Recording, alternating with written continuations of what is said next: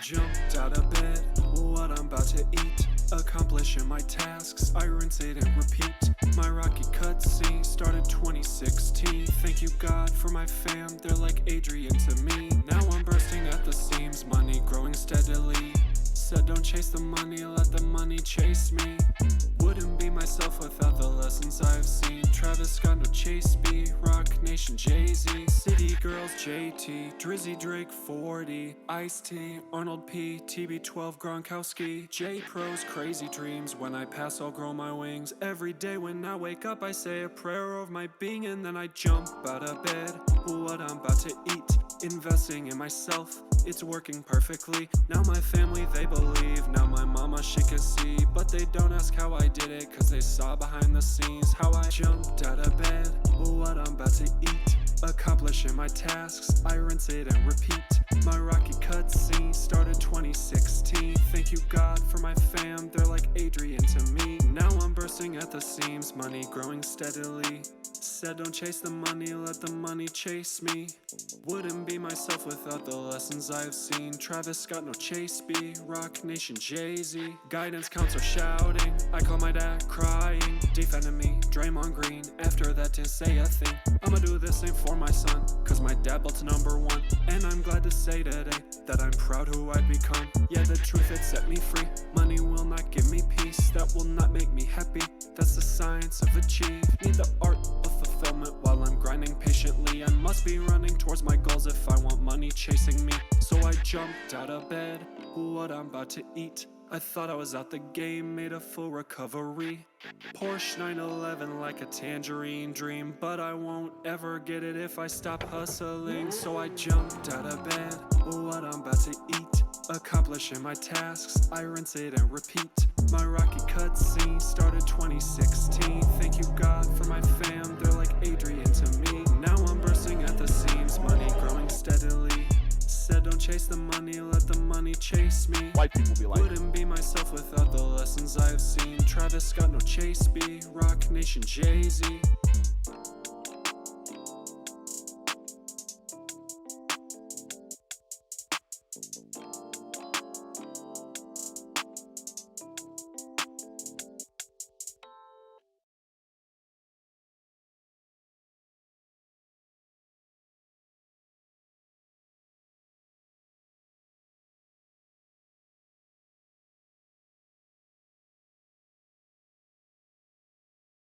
Shit, I don't have another song queued, so I'm just playing this again. No, I can't do that. That's awful. I need to, like...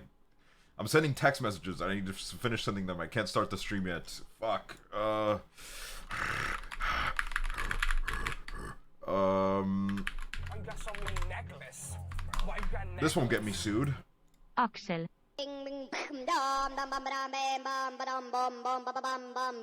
What's going on?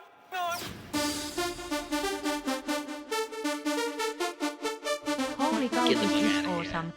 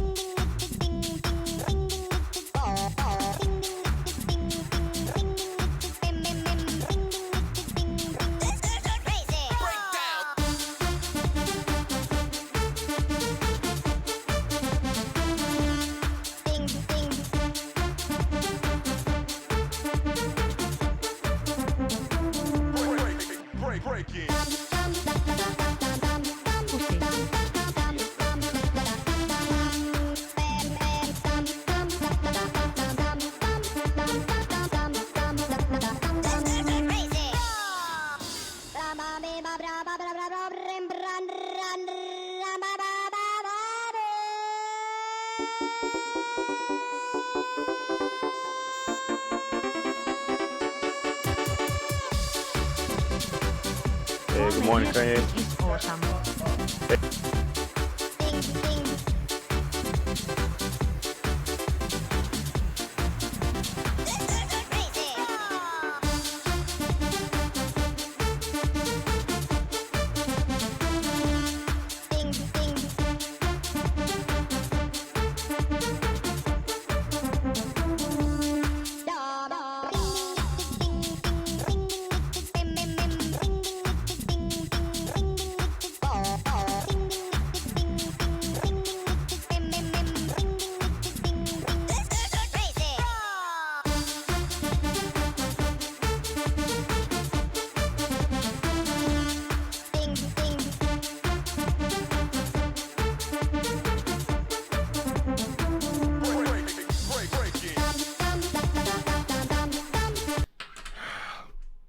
What's the deal with everybody that gets put as the face of Pog? What is it with all of them being fucking pieces of shit? 8 months pogis. Why does it happen? Is it like a fucking curse? Like, what the fuck is the problem? There's a Hoover one that I can switch to. Yeah, put that as a placeholder. I don't know if I want that as... No offense to Hoover, but, you know, I would like to think over it, because Pog You, it's a pretty significant emote. I want, you know, but let's put it as a placeholder.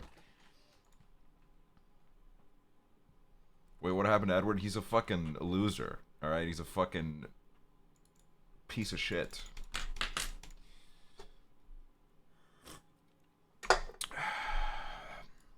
Anyways, I forgot that he was the fucking Pog You emote. when I saw somebody Pog You, I was like, it was like a jump scare. I got scared. It was like, oh my god.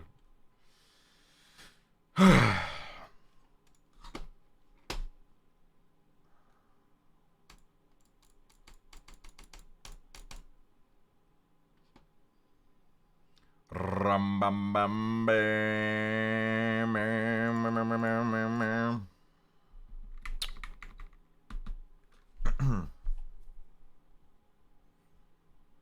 Thank God you didn't bring him on the pod. Yeah, true. White people be like, Pumped for the next Cool Dog episode. Yeah, I'm gonna talk about a bunch of stuff today. I'm just in a talking mood. I don't know. I'm like kind of in like a. I'm a little bit depressed today, so I guess we'll just do a talking stream. And it's good. Like it's good to stream. I like streaming. Maybe it'll like make me feel a little bit better.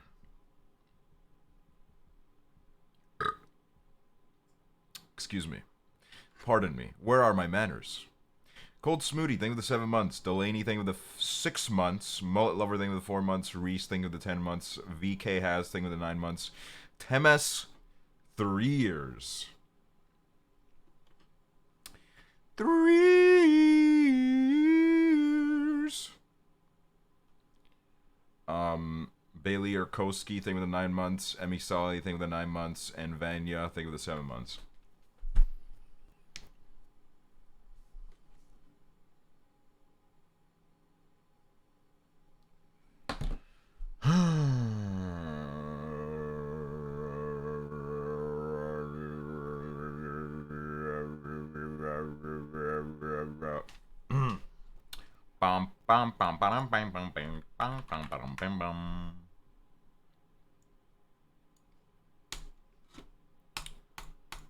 Aksel. The GPS done me dirty, y'all. If I was Hoover, I would not want to be the face of Pog You. Yeah, we're kind of rolling the dice here. At this point, I feel like we might be cursing Hoover. But we need a placeholder, so we have no option. Sorry. We need to get you know, we need to change it.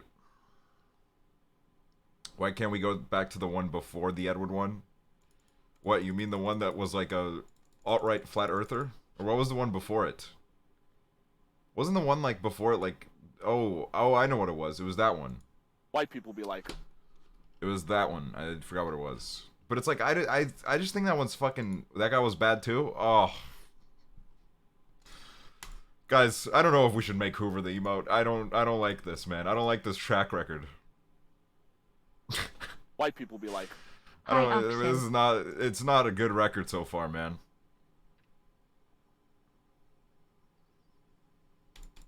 Maybe we should just retire Pog You.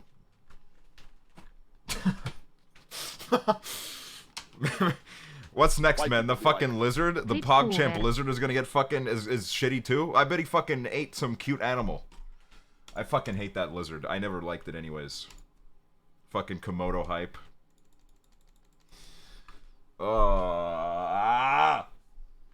Not me having a mental breakdown in the James Marriott office.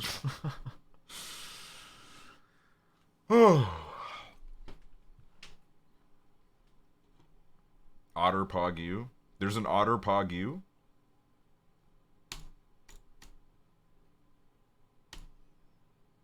would I have to commission that?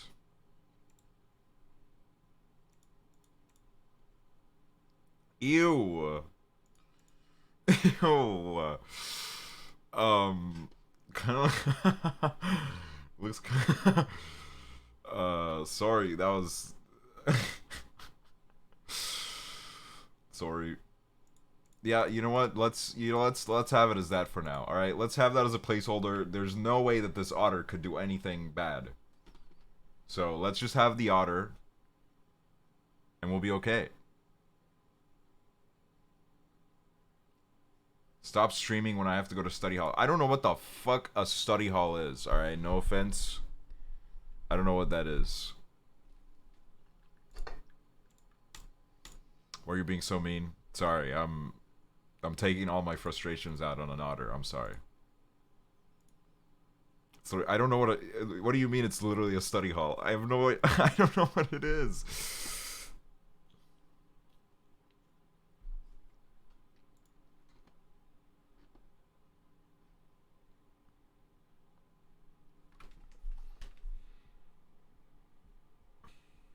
Okay, the otter's not bad. My Tinder date went good. That's good.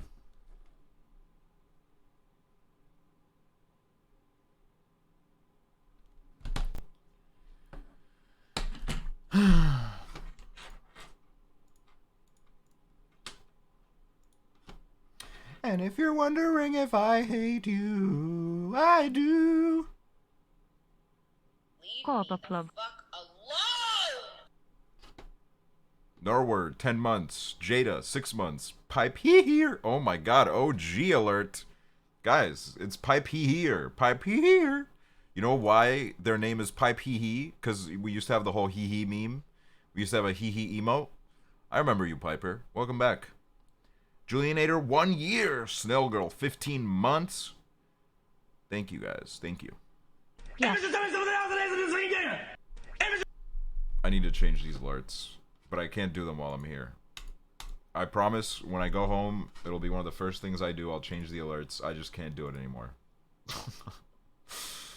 I've reached depression.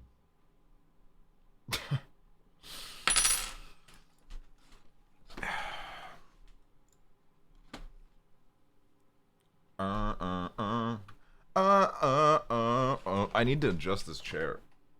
James Marriott is like a Tory, so he had like really good he has like insane posture. Did I book a flight yet? No. Why is the quality so bad? Is it actually bad? Twitch TV / actually. Oh, I'm getting an ad for myself. I'm making myself money. Is this fraud? Am I gonna go to prison for this? Oh, the quality's fine. It's fine. I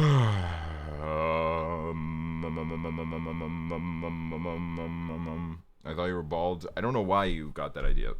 Also, can we just like... Can we point out how embarrassing that is for that person? Their stream was probably on accidentally like 144p, and then they thought that was just a stream, and they had to call it out in chat, and then turns out it was just them. Cute sweater, where'd you get it from? A thrift store. It says, daycare, that's my business. I think I was on Lover Host with this once. I was wearing this on a Lover Host once.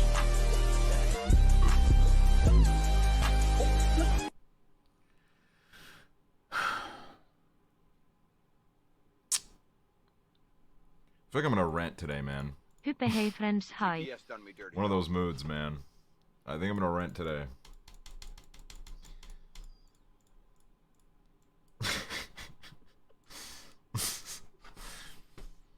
Fiona Jean? Samimi? Calier? Thank you guys. Thank you. Do I want to come to your high school's winter dance? No. Also, Average Harry tweeted at me today, like, and Bowie. the way he tweeted at me, I told him in the DMs, like, why would you tweet this? Like, why would you tweet it like this? I was literally like, this is like such a scary thing to tweet. So basically, I'm going to London tomorrow with James, Arya, and Ash. We're gonna go to some like art exhibit and just like hang out in London, do some fun stuff. And I was like, we're probably gonna get dinner at some point. I thought maybe it'd be fun to like invite Average Harry along. But I don't know like what we're gonna do. So I was like, it was like an open plan. I was like, we're probably gonna go get dinner. You're allowed to join us if you want. He DM'd me at one point, and I have my Twitter notifications off because it's good for me that way. I get mental illness otherwise. And he like tweeted at me. He was like, "Can you please respond to my DMs? My dad won't stop asking questions." And I'm like, "What the fuck?" That's like that's like a horrible thing to tweet at me. Like that's like if you don't know the context, it's like what the fuck is he talking about? So that's the Average Harry moment of the day. Meet Oil London. Who the fuck is Oil London? Can I do a Cool Dog podcast episode with Ash? I would actually love to. I love Ash. He's a very interesting guy. Very funny as well.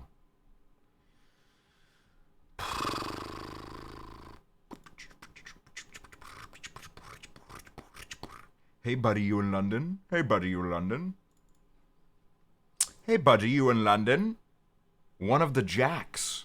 One of the many Jacks. Could it be Jack Manifold? Could it be Jack the Ripper? I drove past a Jack the Ripper museum the other day in London.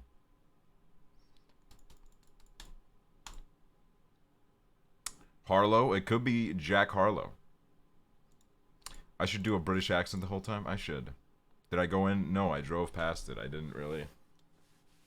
I didn't feel this, like, kind of need and connection to go in. Hey, good morning, Kanye. Shut the fuck up. But you're always with Jack Harlow? Yeah, true. It's on my necklace, a fucking big carving of a fucking wiener, dude.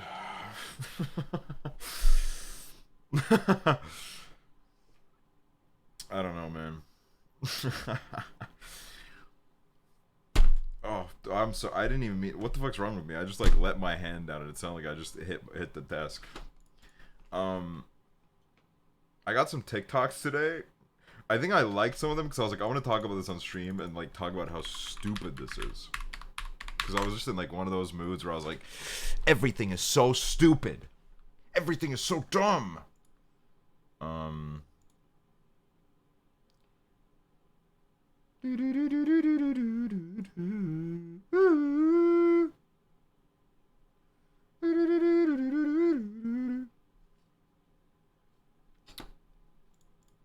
Can I get Jack on stream? Yes.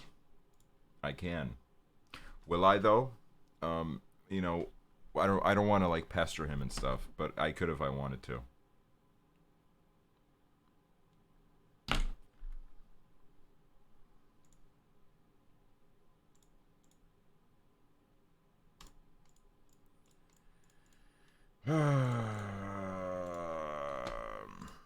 Do I White still people get be like- breastfeeding TikToks Yes. in the UK? No, I don't. Yesterday I had this like thing on my For You page where I only got Estonian TikToks. It was literally, I would scroll only Estonian. It was literally one of my greatest nightmares. I hate Estonian TikTok so much. Kyla Knight, thank you for the 5 months. Manna Badar, thank you for the 8 months. Thank you. Thank you. Thank you. Why does my hair look like that? Because I'm wearing headphones and I can't style my hair right when I'm wearing headphones. So this is how it looks.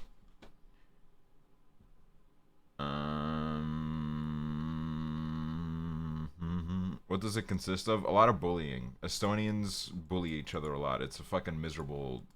It's a miserable circle. It's like fucking. It's just depressing to look at. White people be like, Nick Fi, thank you for gifting a sub. Thank you. Thank you. Estonia sounds great. Yeah, it's amazing. See, here's the thing is, I think Estonia as a country, I think there's a lot of, like, nice places, and I think there's a lot of kind of, you know, it's an interesting place to visit, I feel like, but there's a problem, and it's the fact that the average Estonian is just one of the dumbest people on earth.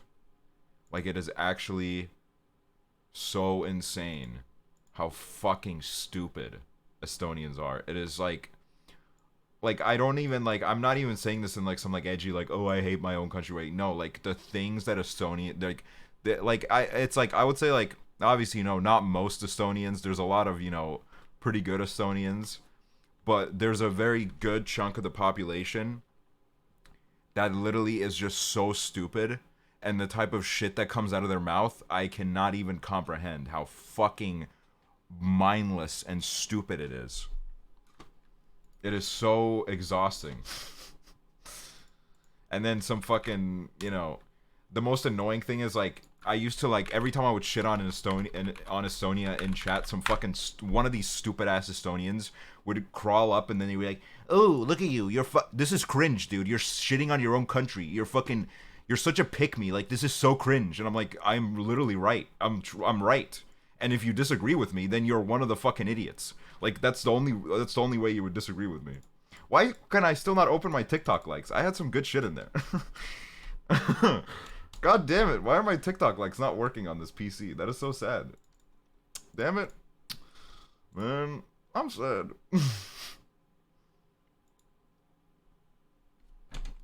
They banned you. Can you imagine? And if you're wondering if I hate you, I do. Alright, I'm gonna try to log into it on Chrome. This emote doesn't look excited at all. It kind of doesn't. It looks kind of sarcastic. I'm not gonna lie. It looks like it looks like the otter's just kind of making fun of me.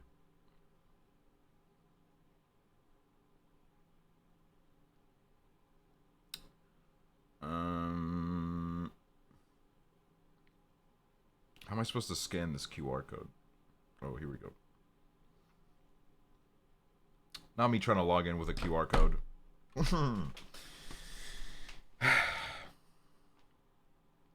Also, okay, I know I'm gonna pick like a, you know, some people are gonna be like, what the fuck is he doing? But oh my god, man, the amount of Mr. Beast dick riding on my For You page is like unreal right now. Like, holy fuck, can we like chill out a little bit? Like, oh my fucking god. Like, I keep getting these TikToks where it's like, did you know that Mr. Beast Squid Game has more views than fucking the actual Squid Game? And it's like, yes, I mean, and not like, don't get me wrong, it is impressive and it's crazy, and you know, it is like, Mr. Beast is getting numbers that like really nobody else on YouTube has ever gone before. But then they immediately, yeah, they call him Jimmy because they're such fucking parasocial fucks. I'm sorry, but it's true. Like, they're literally turning into like, don't get me wrong, like, I think Mr. Beast, Mr. Jimmy is a nice, you know, I think he's an overall nice guy. I know a lot of people that have worked with him, and I you know, I've seen him around the community for like 5 years. Like, I've seen him around for a while, and I know that he's a nice guy. So I wouldn't like directly compare him to Elon Musk, but the people that like worship him, it's literally like Elon Musk. It is ridiculous. Like, shut the fuck up. Like, it is unreal. Like, when he replied to my tweet, they're comparing Elon. No, I'm comparing his fucking worshippers to Elon. You know, the little Elon Musk, like, oh my god, a fucking Ermagerd, I'm gonna buy a Tesla. You know, when he replied to my tweet, my DMs were full of these like weirdos. Like, it was so weird. Like, they were like, yo, you know Mr. Beast? Yo, like, do you know Mr. Beast? Like, I need work, and like, could you please pass him? Like, yo, like, no way, man. You know Mr. Beast? And it's like, I don't even know him. He just like found my tweets. Like, I've never, outside of that, we've never spoken, you know? Like, it's just kind of weird. And it's just like, all these people going on TikTok, and then like... Happy 9 months literally pulling an all-nighter BCU tweeted that U might stream tonight Aksel. Imagine if I hadn't gone live. That would have been awful for you. Well, here I am. I'm live. I'm here. Thank you, Caddy. But I'm new. What should I know? I don't know. Hello. Welcome. So, like I don't mind, you know, obviously I don't mind people being like it's impressive what Mr. Beast did with the whole Squid Game. Like it is impressive, but also Hei, what's it up is like pienempi kuin it's really polve? starting to turn into like a, you know, like an Elon Musk thing in the way like people are saying like, oh, Elon Musk is gonna take people to Mars, where it's like, no, Elon Musk is on like the shoulders of like very talented and overworked engineers, like incredibly smart, overworked engineers those are the people that will put up man on Mars, you know? But then he is like the face of it, so then he gets the credit. So it's just like, you know, white people be like, it's just Here he is. it's just a bit cringe, man. Like let's relax a little bit. And also like I don't like how when they are like praising the Mr. Beast Squid Game, I feel like they're completely like disrespecting the original creator of Squid Game, you know, the like and the people that actually worked on that show. You know? They're kind of like that, like I just didn't like the whole gist of it where like some of these like weird dick writers literally made it sound like they think that Mr. Beast getting these views for Squid Game is like more impressive than Squid Game itself doing well, you know? Like relax, okay? It is impressive. I'm not going to sit here and act like, "Oh, like 127 million views is not impressive." But like, you know, let's relax. Let's take it easy, man. And also, people were acting like some bullshit about like Mr. Beast went to Netflix and then Netflix didn't want him, and then like now Netflix must be regretting it because Mr. Beast got more views. Like, you need to understand, like, to watch Squid Game, you need to pay Netflix. Or you need to have a free trial. But like most people, they're in the fucking Netflix ecosystem. You need to give them money to watch it. Like it's not on YouTube where I look it up and I'm like, oh, Mr. Beast video for free. Like that's when you compare viewing metrics, you have to fucking account in for the fact that like views that you have to pay for are obviously worth way more than views of somebody clicking on a video, you know? Anyways, just some random shit I saw, man. I was like, I just hate these like little like, I don't know, man. Like I hate these like I like these like weird like content creator tip accounts where they're like they have like podcasts and shit that are only like surrounded around like talking about YouTube news and like giving you tips to grow. Because I'll just be 100% honest with you, man. Those people are so full of shit. Like their tips don't fucking mean shit. Okay, I'm sorry, but they don't. There's a whole fucking like, if you ever go to VidCon, you're gonna see an option to buy a fucking creator pass. Never buy it in your fucking life, because you're paying $300 so you can have some fucking 40-year-olds try to explain to you how to make it on YouTube when they fucking have no idea how anything works, and they literally have like zero understanding of the market and like anything that's relevant anymore. Like it's just weird. It's some shit like that, you know? Anyways. Arizona Canton, 10 gifted. What the heck? Woo! I think we're above 1,000 again. That's awesome. Thank you. Thank you so much. Thank you. And Bast. Thank you for the 4 months, Samuel. Thank you. Don Winks SNP. Thank you for 3 months. Thank you. Thank you. Thank you. I just sent my prescription into college. I'm really nervous. You'll be fine. This dude said Bast. I mean, that's what he fucking named himself, dude. Maybe get a name that is not so fucking confusing.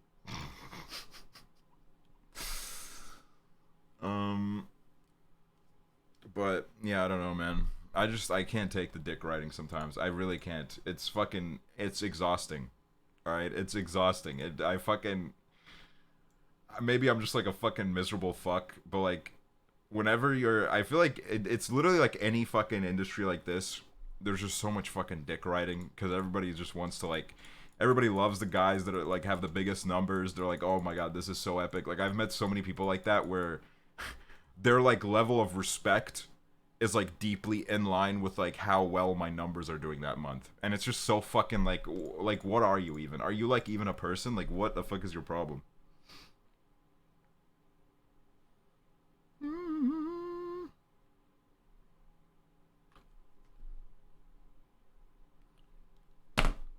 I'll take the dick riding. Gotchi hyper. Yeah, dude, we need to add gotchi emotes.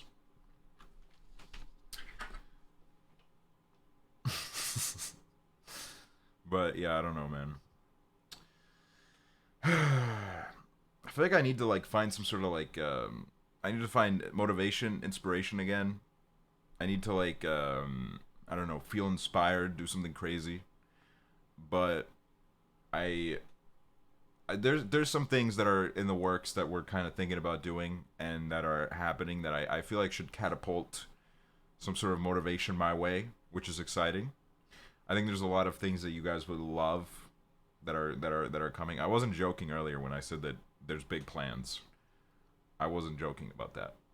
I just used the Ludwig, but I feel like at this point like nobody believed me. Like I tweeted it and I literally think everybody thought I was joking, but I wasn't joking. But you'll see them on your own time. Also, thank you Chan for the compliment. Thank you. I do. You deleted that tweet? No, I didn't. I did not delete it. It's still out there. Hint, please. I mean, if you think about it for a little bit, it'll you could probably guess it.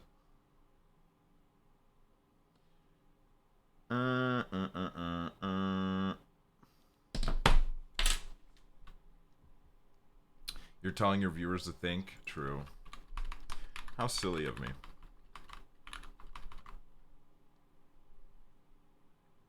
White people be like, a new Discord? Okay.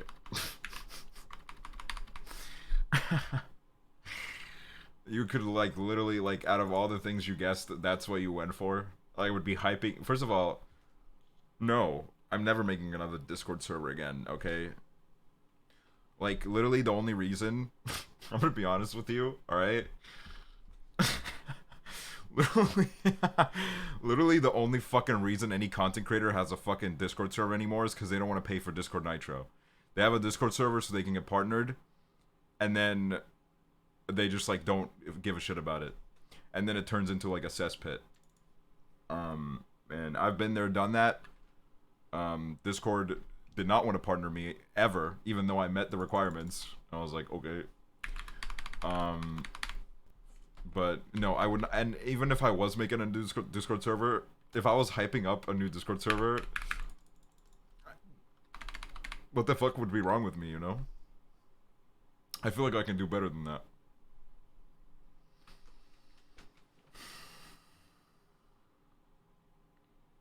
That's the thing. Yeah, if you get Discord partner, you don't have to pay for Nitro. Or that's how it used to be. I don't know what it is like nowadays. I just pay for my Nitro. I don't care. It's whatever. It's okay. It's cool.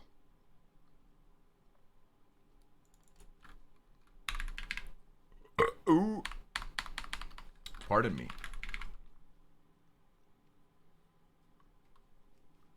Am I gonna join Jake's Minecraft server?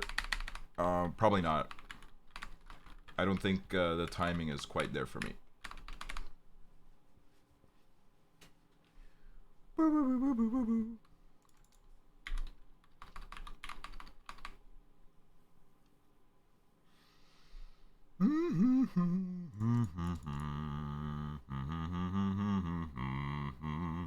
Dude, Ludwig has 57k viewers. Nice. Oh my god, they actually did get rid of dislikes.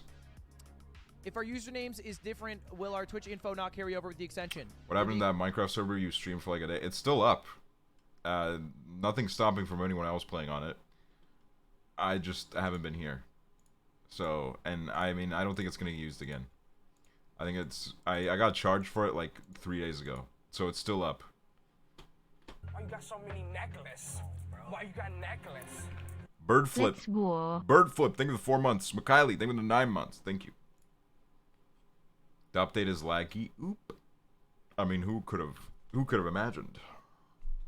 It's kind of crazy though. I feel like they had like extra time to get this one over the line.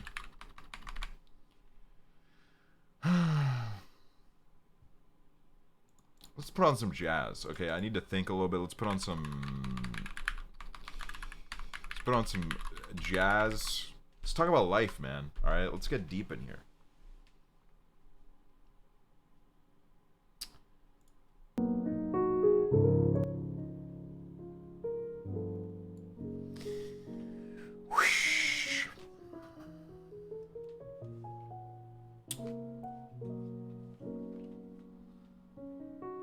white people be like, do you think free will exists? Are you like a sim? Like what?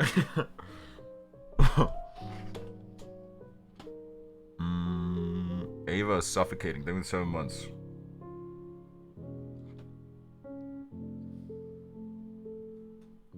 I had a burrito today. It's pretty good. It was enjoyable.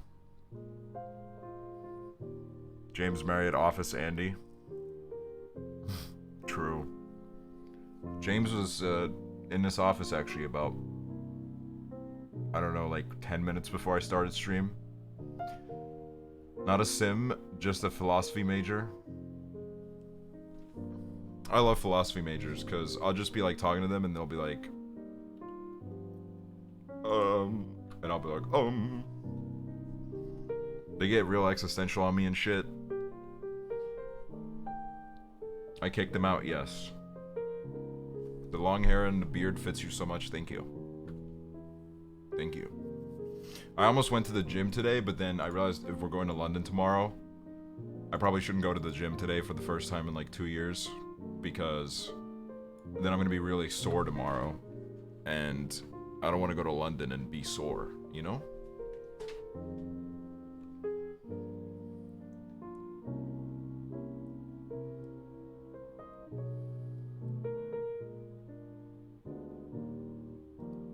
Life is fucking weird, man. Yeah.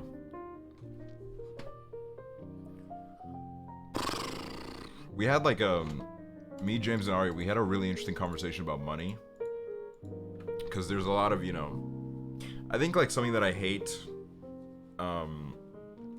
is I hate people that like make money and then because they can't solve their problems with money, they're like, I'm miserable because of the money.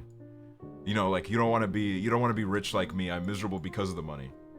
Because I think there was a there was a time in my life where my brain like tried to make me think that way. Because I do think it's kind of an illusion that your brain plays on you.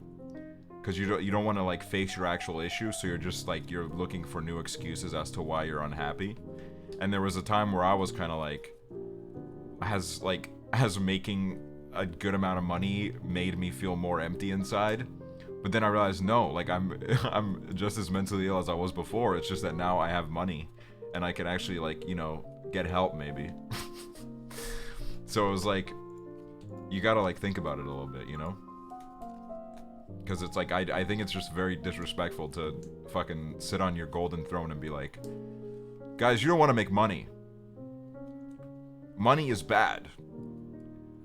I was so much happier before making money.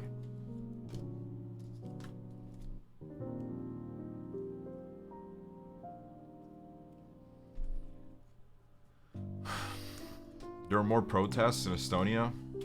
I have not kept up with Estonia. I've been like, oh my god. What the hell is this?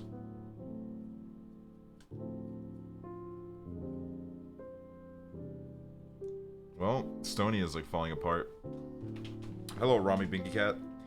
Haven't they done studies and money 100% does make you happier to a certain amount? Yes, it does. It 100% does. It's just that like the effects of money is diminishing, and I think all of us, you know, white people be like, I think all of us would agree that you don't get happier by going from like a millionaire to a billionaire. That's not going to make you happier, you know?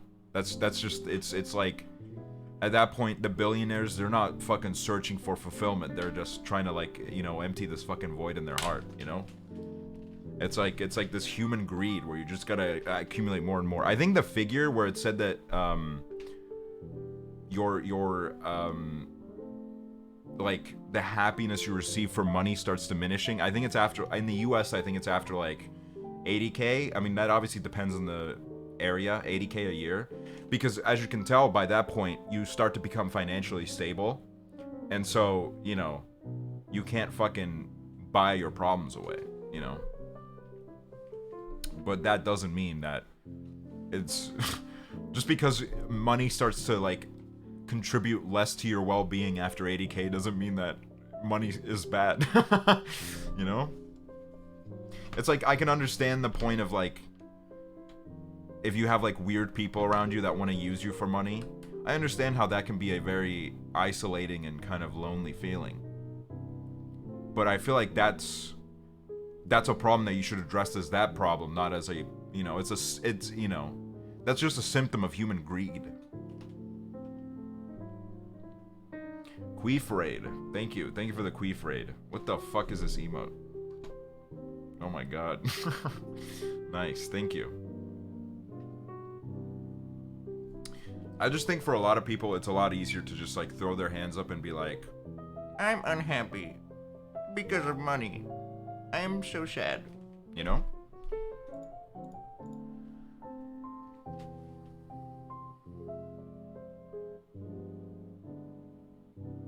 Because you also do not, you know, people don't like to admit that they're searching for happiness in the wrong places.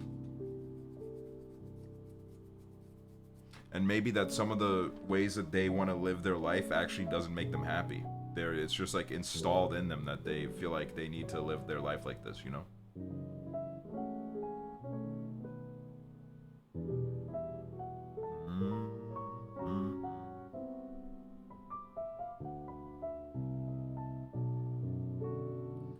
Should I choose med school or law school in the future? I don't know.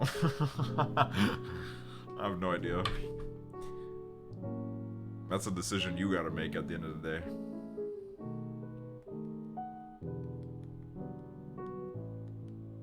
Is this a specific place? It's a YouTube video called Tokyo Cafe. Beautiful, relaxing, jazz piano music for stress relief. Because I feel like that's what I need right now. I think some people... Oh my god, it's a Dapper Cave message that's in English. See, that's crazy. That's how you know shit's getting real, when Dapper Cave is speaking English. I think some people are just too obsessed with the goal of having lots of money and then they force themselves to do things that they don't enjoy. Yes. That is very true as well. I know a lot of people that have made more money than what they know what to do with, yet they still feel like they don't have enough. And they keep forcing themselves to grind for more money and then being unhappy. And then at that point, it's like, what are you fucking grinding this money for? Because you already have more than you know what to do with. So it's like, why don't you now, like, try to enjoy life? Like, why are you still trying to grind for more? You know, I don't know.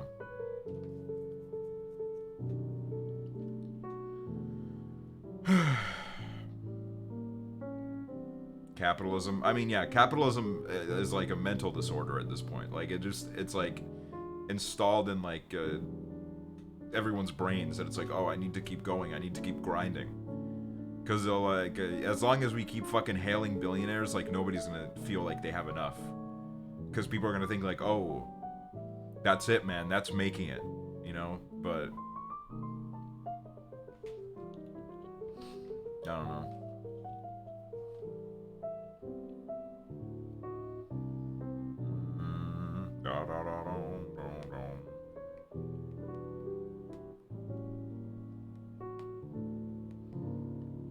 I just like, I don't know.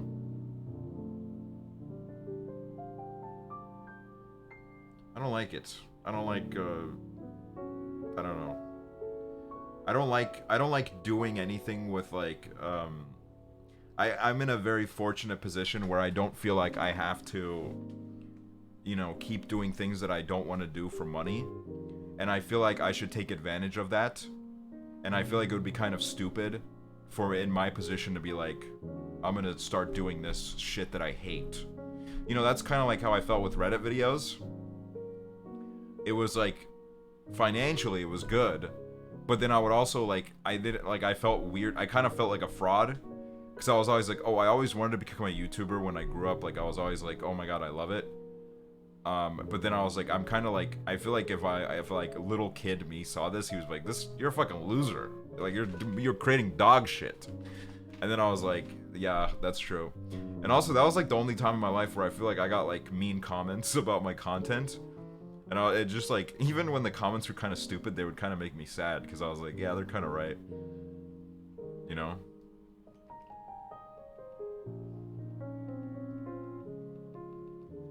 So I was like, why do I like, I don't need to do this. Like, I can just do it a different way.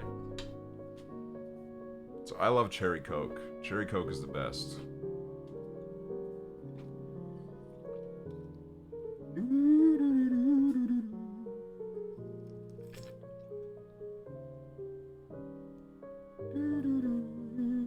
How are you gonna dance game Cherry Coke? What the fuck?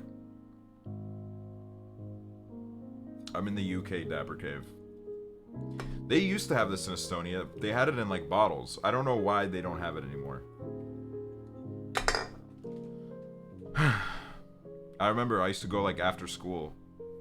This was like years ago though. I used to go like after school. I'd always get some Cherry Coke. It's good as hell, man. Did you see the story of how Mountain Dew can kill a rat? Really? Not surprising. Mountain Dew feels like it's fucking dog shit.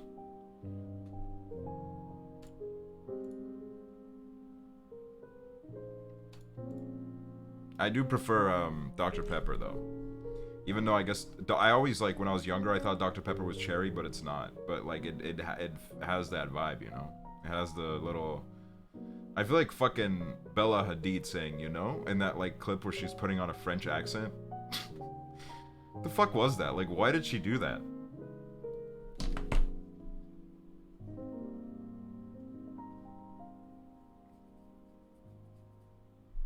It was to die for, no?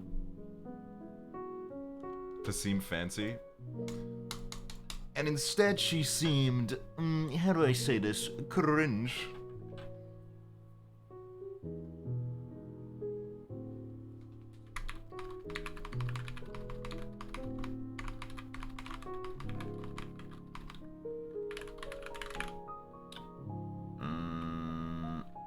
Bella Hadid French accent.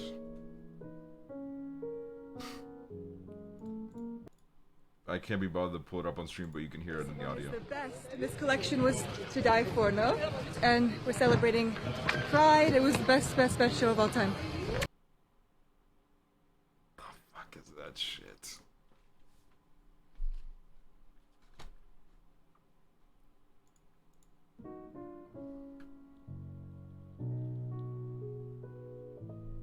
It was to die for, no?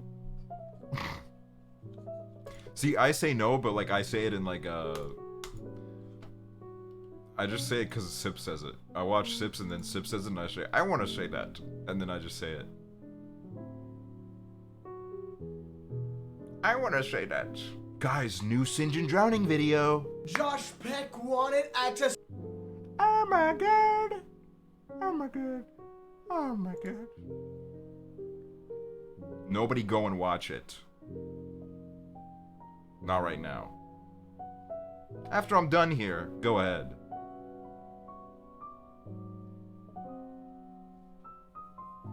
BuzzFeed made a quiz for them?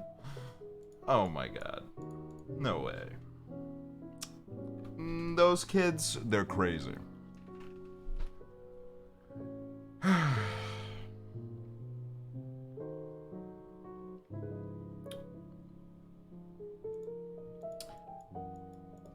Also,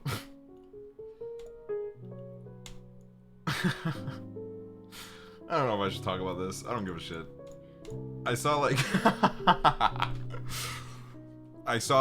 I like opened Twitter and I saw like a whole bunch of like hoo-ha about like all the fucking Minecraft YouTubers meeting up and like how they're like super spreaders. And I was like, I guess, but also like, I mean, out of all the people, really? Like, it's... You need to take, like, a shitload of tests to get into a country. Like, I had to get tested, like, I got tested twice. I didn't have to get tested twice, but I got tested twice. I need to get tested once to come, but I got tested twice. In Estonia and in the UK. It's like... I don't know. Like... I think, like, some of these people, like, their reactions are weird. Because they were very silent during the fucking height of the quarantine where there was no vaccine. And, like, nobody gave a fuck. Like, half of these motherfuckers were flying against the fucking... across the fucking country, and then they didn't give a single shit then. Then it was, like, fine. And then everybody was like, why is, like, nobody caring about this? So now they're retroactively, when it, like, these motherfuckers are vaccinated, they're fucking, you know, considering that a lot of them, like, flew in, they're probably tested, like, I don't know, man.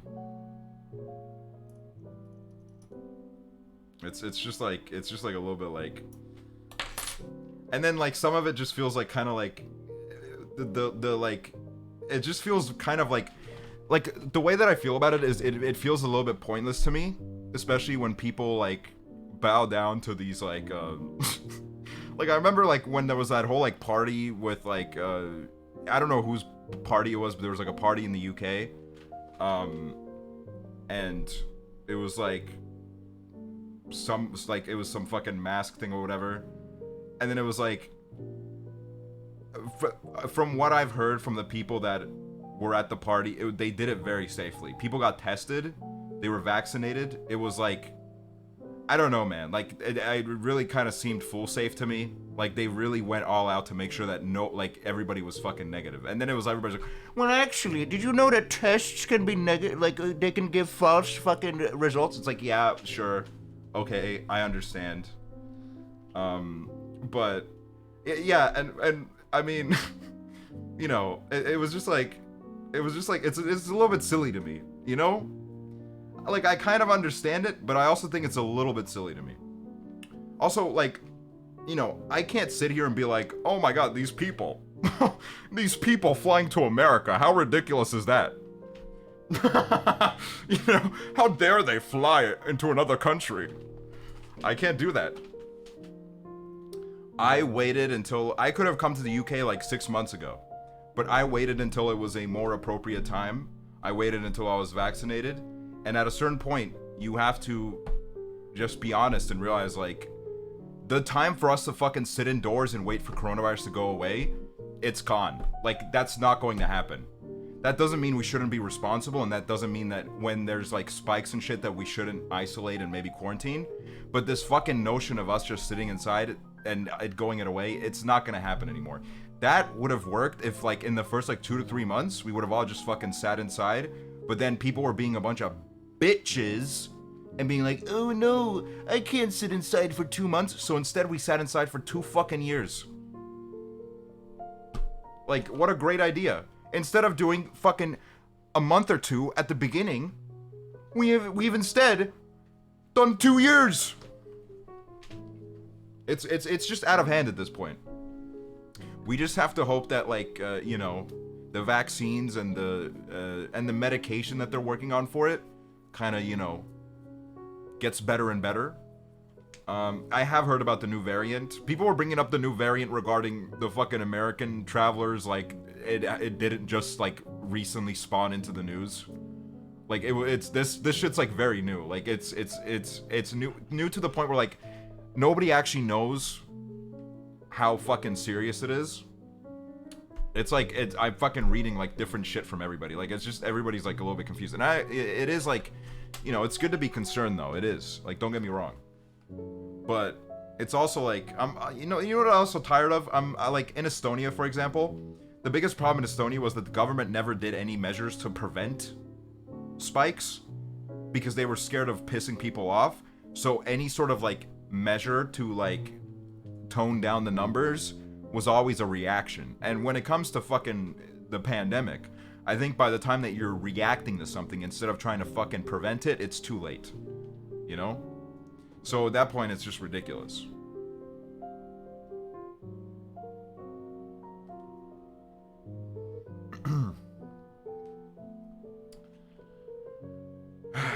Like, I don't know. Just, sometimes I'm like, what the fuck? You know?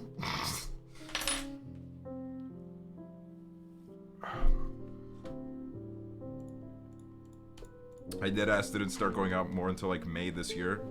No, yeah, I didn't go anywhere until, like, the summer. Once I started getting vaccinated was when I started going places. Fucking, what the fuck? I dropped my key.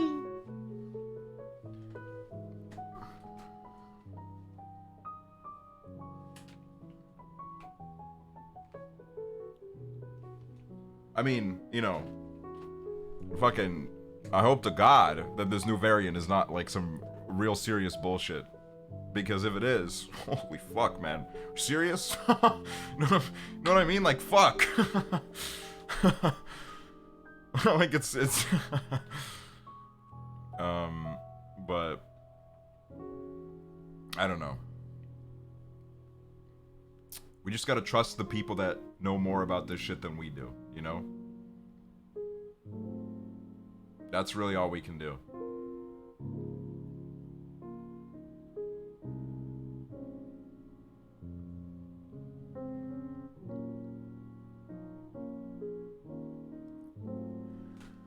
I'm like really excited to get my booster shot because I'm just excited for the side effects, man. I loved my side effects. I loved feeling a little bit sick. I don't know why, man. It was just like a little bit fun. Like, I don't know. Like, I genuinely enjoyed my experience. Pfizer boobs. See, I wish I got that side effect, man. I got no titties out of it. Maybe next shot. I pray to God.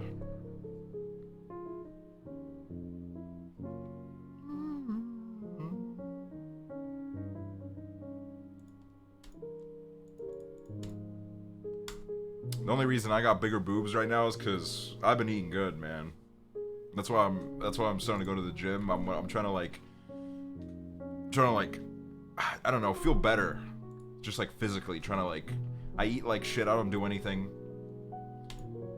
So I'm gonna go to the gym. I'm gonna try to like, and then when I get frustrated or whatever, I'm just gonna work out. I'm gonna work out the frustrations. It's a smaller dose. Fuck. I'm gonna fucking commit fraud and get like 7 booster shots. Just so that I feel something.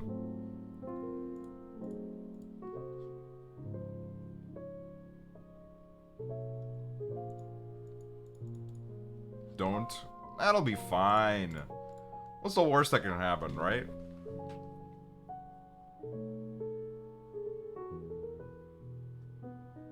Am I scared of the shot needle? No, I don't give a shit. I've never cared about the needle.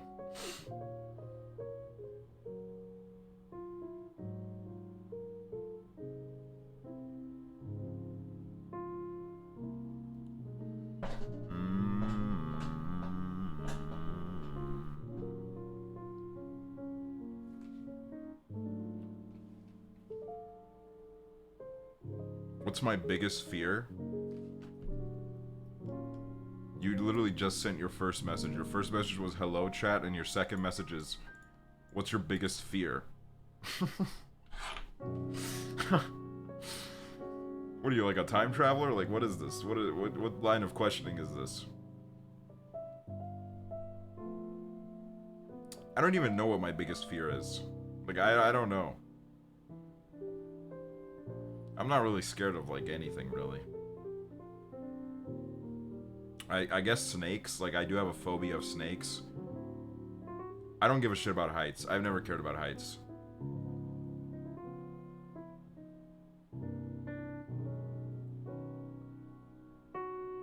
What are those instruments behind you? Oh, I've been working on some music. Am I scared of women? I'm honestly more scared of men than I am of women.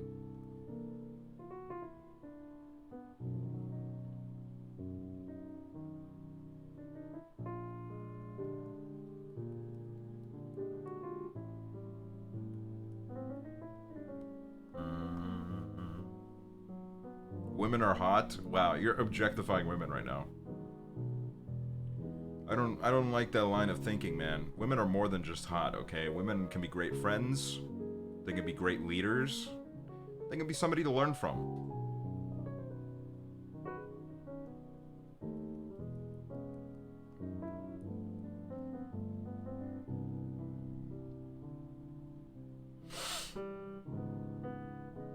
Your harassment of the female gender makes me sick. What do you mean? I just stood up for you. I just stood up for you, women. All the women in chat, I stand with you. Stop being a misogynist.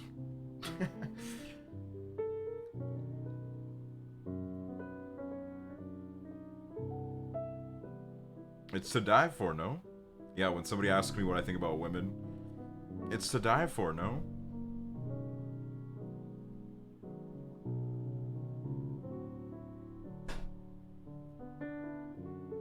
It's... sorry. I am a woman ally.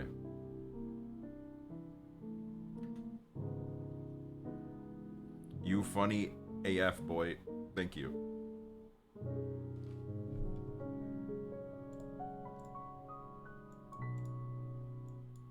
Why you got so many This one is the best, and this collection was to die for, no? And we're celebrating Pride. It was the best show of all time. Love you, see you.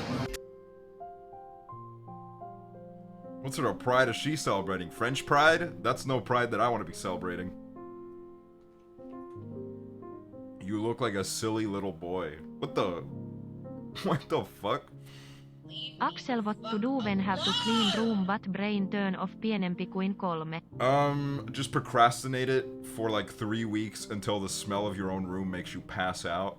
So then you're not conscious anymore to witness the state of your own room.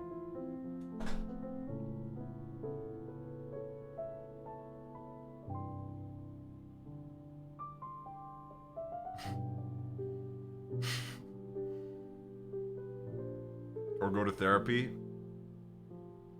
Eh.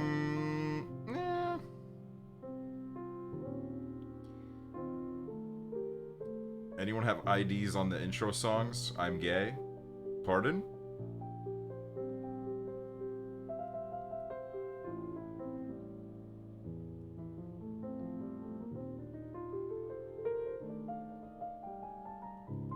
How old am I? 13.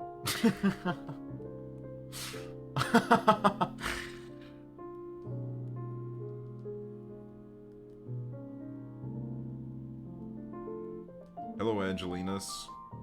Australians be like, I'm in class, oh no. I'm in class, oh no.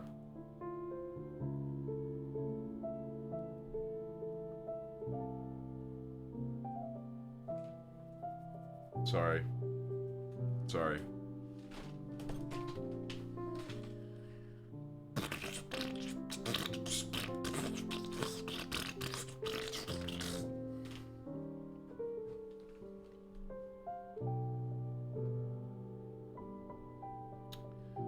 I'm in class, but I just do all my classes at night.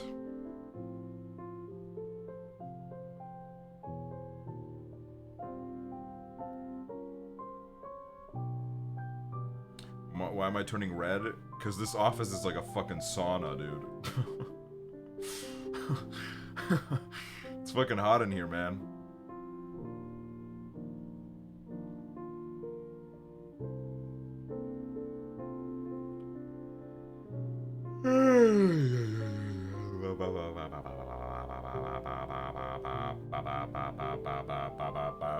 Stop fucking asking me to take off my shirt, you fucking weirdos, man. Alright? Let me live in peace. Do I have a nose ring? No. No, I do not.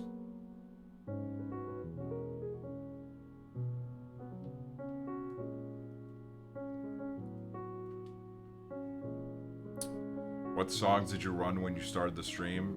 One of them was by J Pro. Another one was Crazy Frog. Pretty classic song, Crazy Frog. Check it out, you might love it. Have I watched any good movies recently? No. I haven't watched any movies recently. But I do want to watch Licorice Pizza. Because Paul Thomas Anderson, one of the GOATs. Apparently very good movie. I gotta watch that shit. I gotta watch that film, man. Oh, hell no. How the fuck has Romy Bunny already claimed her stake on this film? It came out like 2 days ago. How's it already the Romy Bunny film, alright? Let's maybe leave some films for me. Whatever.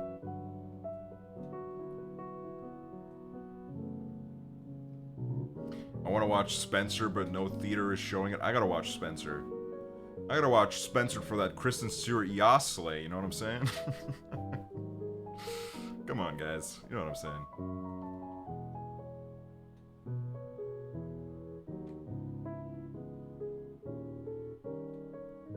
She slayed hard in that movie.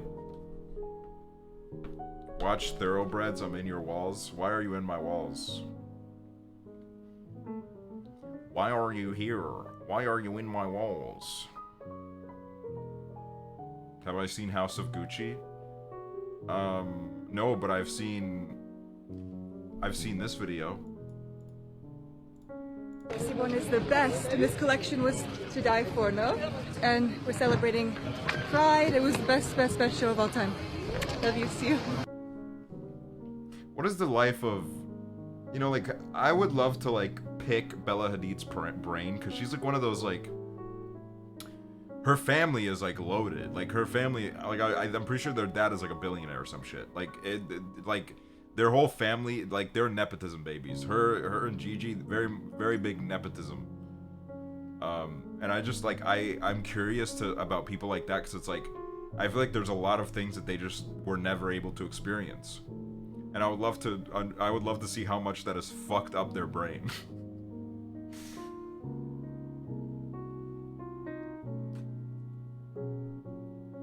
Homeboy can, like, get it. Dude, what is it with Bella Hadid and just being cringe, you know?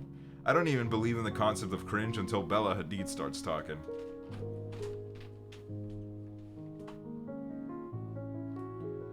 I mean, yeah, you know?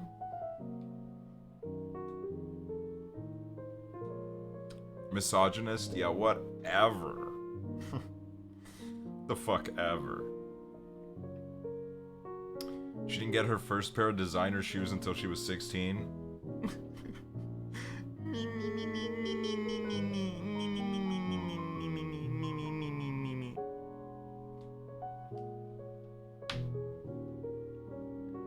You literally only talk about women when you have a problem with them?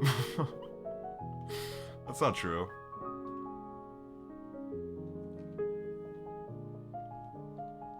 I talk about Kaylin Corey all the time. Even when I don't have a problem with her. Top 5 women. White people be like, see, that's a tough one, because, you know, there's, like, so many women out there.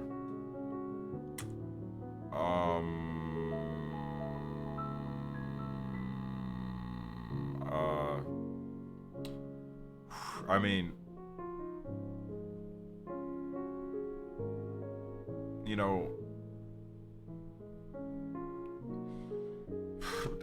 we don't need to get into this. You know, I don't want to pit women against each other. Okay, let's talk about unity instead of listing women as if they were objects. I'm not gonna be doing that.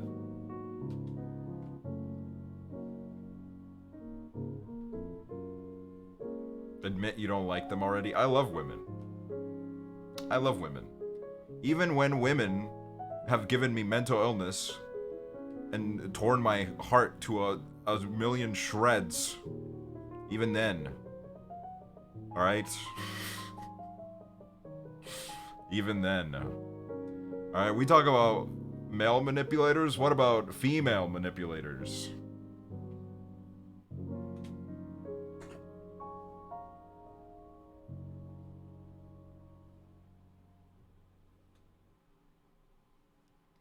Quick, name 5 women who you want to see smile. Well, there's more than, you know, there's so many more than 5. I mean, there's, you know, there's 4 billion women on the planet. I'd love to see them all smile at some point.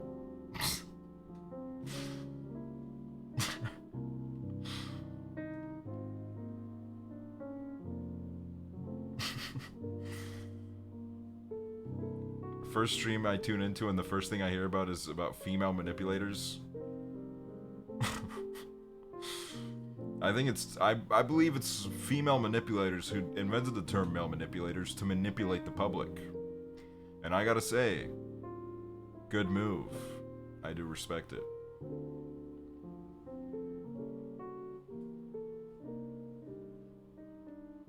They got 1-0 over us male manipulators. You looking mighty fine like a Thanksgiving dinner. Some of you guys be like, oh, I can't wait for Thanksgiving dinner, and then it's like turkey that looks like it's cardboard, and mac and cheese that looks like somebody puked on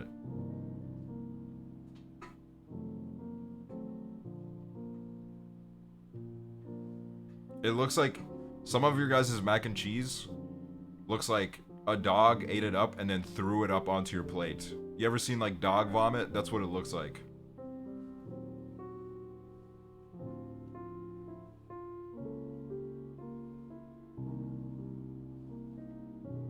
Do I enjoy nothing? I don't, you know, I've never celebrated Thanksgiving. I've never had the chance to enjoy it. You know what I enjoy? Many things. I enjoy a lot of things. Yeah, I enjoy women. I love women.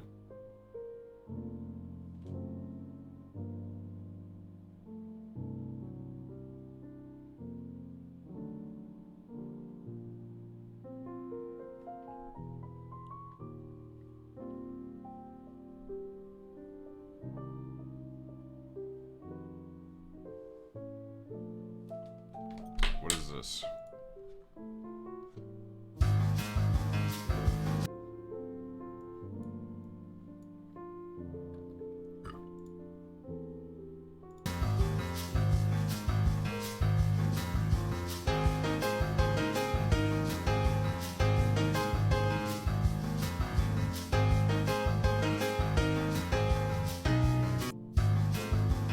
We should have done that.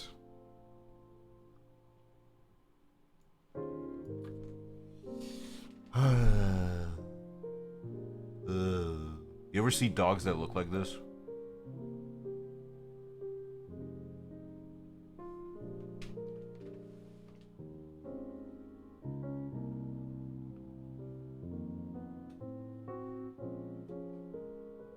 Yas King? Yes. Guys, I need to like do something with my life. Like I need to find like a fulfilling thing in my life. I'm not one to search for a big purpose. I don't really when I was younger, I never really when I was younger, I was like, what is the purpose in life? But then when I was older, I realized that it's kind of weird to seek like some like huge purpose. Like I just think it's like you're just digging yourself a hole at that point. And at that point I realized that, you know, we do have a purpose. You know, maybe not all of us will be like remembered in the history books, but we will be remembered by the people who we help make happy. You know, the people that maybe would have been a little bit less happy had it not been for our existence. Those people are our purpose. Till they die. Well, who gives a shit about Oblivion? It doesn't matter. I personally don't give a fuck about it. Ugh. In fact, I'd rather, you know what I'm saying? I don't want all my fucking shit to be remembered. Fuck. Like, I'm cringe, man.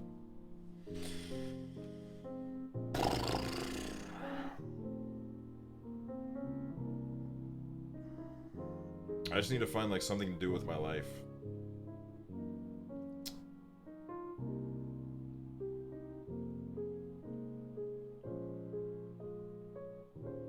How am I gonna leave my mark on the world? See, that's the thing is, that's the problem. That's the problem with some people is, they're asked, how are you gonna leave your mark on the world? And their mind immediately goes to, I gotta change the entire world. I gotta put out something that is gonna affect all these people that I will never even know. But that question can be answered easily with, I'm going to make a lot of people around me happy. I'm gonna be nice to the people around me, because those people are my world. Okay? You should absolutely care about Oblivion Bike Rhymes. I do.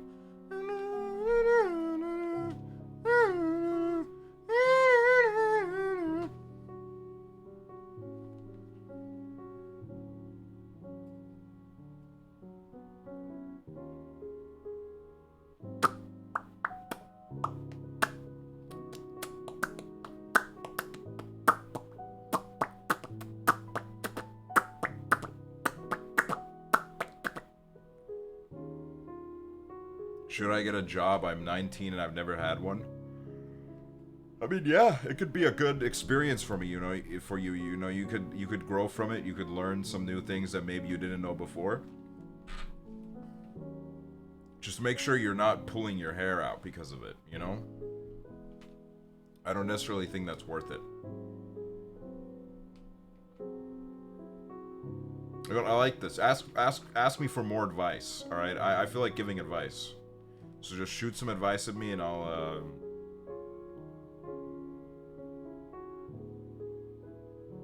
Shoot some questions and I'll give you advice.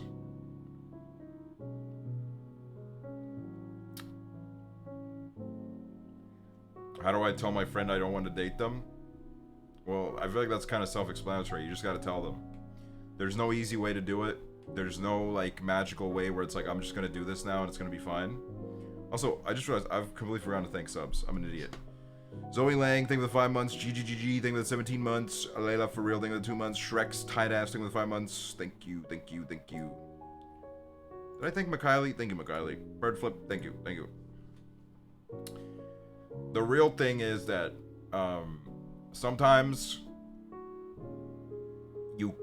it's impossible to not hurt someone's feelings. And I don't mean that in some cancel culture kind of way. I mean that sometimes you just have to be honest with people, even when it means hurting their feelings. Because in the long run, they'll be better off.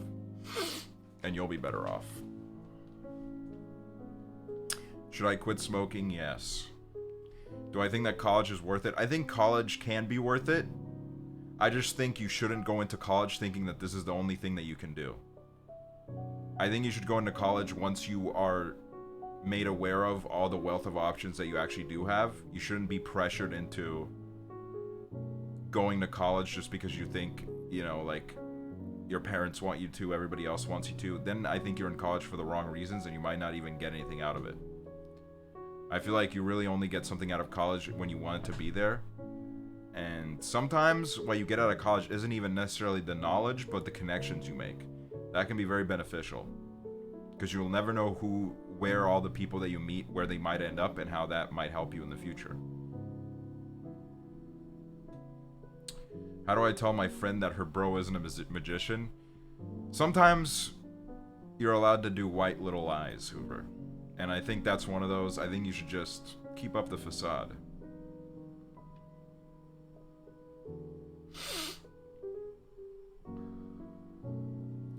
College close to home or out of state? I'm gonna tell you this. Also, I saw this other one. Kaylee H3, I saw yours. I think yours is really interesting. I'll answer your one after this. I think there is so much benefit, even in the age of the internet. I think there's so much benefit to getting as far away from your home as possible. Doesn't have to be permanent, but I do think a period of life, it can be very beneficial to you. Yeah, it also depends on if you can afford it. If you can afford it, I feel like even if it's a little scary, you shouldn't be put off by it just because it seems a little bit scary. Because it can introduce you to all these new surroundings, all these new communities, all these new people. It can open your eyes to so many more things. If you stay in one place your entire life, your thinking can become a little bit narrow-minded. And I just feel like there's so much to learn just by being away from home, you know? Give me advice. I got asked on a date for tomorrow and I haven't dated in like a year. I'm nervous. I'm gonna tell you guys about my experience in the UK. So when I came here about 3 weeks ago now, I was incredibly nervous. I hadn't really been around friends in like more than a year and a half, and I was just really nervous about a lot of things. But also in a way I was very nervous about how I was going to come off to my friends, because I genuinely had just spent all this time inside and I felt like I had learned a lot, like I had lost a lot of my social skills. And as soon as I walked through that door and I saw my friends and I hung out with them, it was great. You know, sure, it took some time to adjust, but the thing about stuff like this is, like, when you're doing little social things that are making you a little nervous, you need to realize that this is actually a great thing. The fact that you're feeling a little nervous, a little scared, that is a great thing, because you're kind of going out of your comfort zone and you're becoming, you know, you're broadening yourself. You're learning more new things. Like, it's very good. You shouldn't be scared off by that, you know?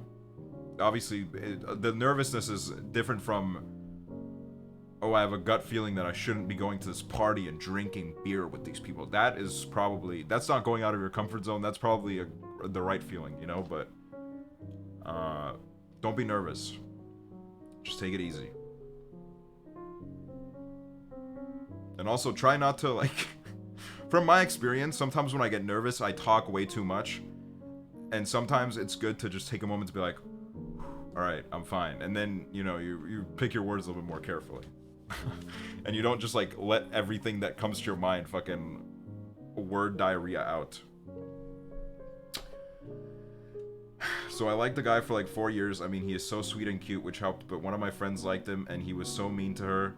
And I stopped liking him a while ago, but sometimes I feel like I still like him because I trust him as a person, but at the same time, I didn't notice all that shit he said to her. She always says she doesn't mind, but I'm scared that somehow I'm going to fall back and be an idiot.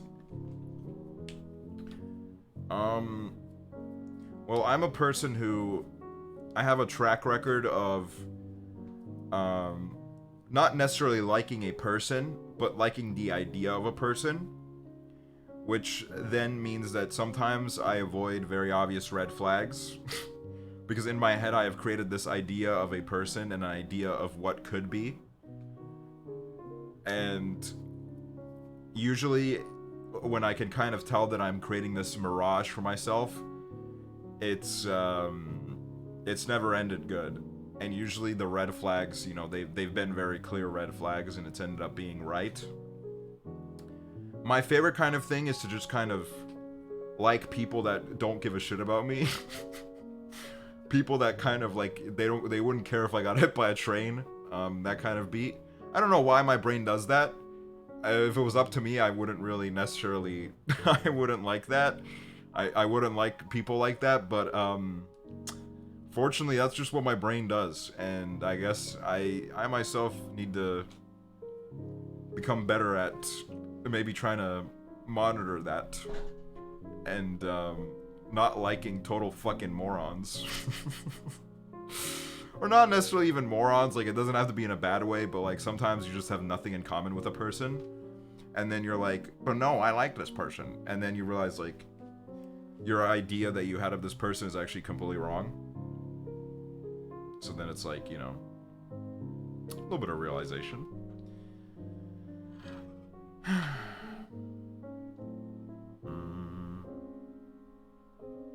Let's see what else we got here.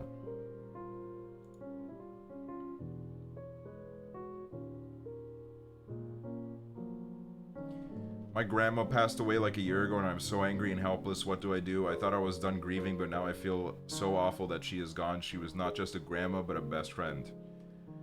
Yeah, that's a tough one. I gotta be honest with you. When it comes to me and dealing with grief, I do not know how to process it. I've lost people that I've been pretty close to in my life, and I haven't shed a tear, and it's been something that I've felt guilt about. I felt like I'm a fucking asshole. I'm a piece of shit. So basically, there's this somebody that I was basically best friends with when I was like 14, and then we were friends for like a while, and then at a certain point we just lost touch. And then like a few years later, they just passed away out of nowhere. Nobody knows why they actually died. It's just one day they just passed away. And then I just saw it and I was like, whoa. And it was a very weird time for me. And I look back to like the 2 weeks after that, and it definitely just, I had a really like weird feeling, and I really didn't know how to process it. I would just get these like moments in my head that would echo of like all these like memories I had with that person. And even when I kind of wanted to, I couldn't, you know, I couldn't cry, and I don't know why. And I beat myself up for it. I was like, I'm a kind of like, what is wrong with me, you know? But then I kind of realized that I think everybody grieves in their own way, and that you need to like be respectful of yourself. when it comes to like, you know, getting over it, you gotta let yourself heal, exactly. And I mean, also it does help to maybe speak to a therapist about it. I kind of hate like falling back on the therapist mantra, because I think sometimes, you know, you kind of need like a shoulder to listen to, and then when they're just like, you know, because therapy is good. Don't get me wrong, therapy is great, and there's a lot of things in my life that therapy has helped with. But you know, there's no shame in admitting that sometimes like you just do need like somebody that's like, you know, equipped to deal with it. And you just need to give yourself time, and you need to give yourself the respect of, you know, kind of dealing with everything. And yeah, it is hard to admit that you need to go to therapy. It's very hard. And it's also like, you know, it's in every sense of the way, it's very hard to let go of a person, whether it be in mourning of the loss of somebody, or whether it's like a love interest that didn't work out. It's very hard to convince your brain that it's okay to, you know, let go. It's really hard, because your brain is like very set on it, and it's really, you know, it sucks. But I don't know. It's tough. It's me again, hi, shoutout kaksi my Oh, therapist. hello, Pengu. Thank you for the 35 months. Thank you. Thank you. Yes, therapy is worth it. Don't be scared if it takes you a while to find the right therapist. Some therapists you're just not compatible with, and there are also therapists that can be assholes. I've had therapists that, like, I just genuinely think they were assholes. Like, I don't know if they were overworked, or I don't know what their deal was, but I just felt the way that they handled, like, my case was just shitty. And that's okay to feel that way.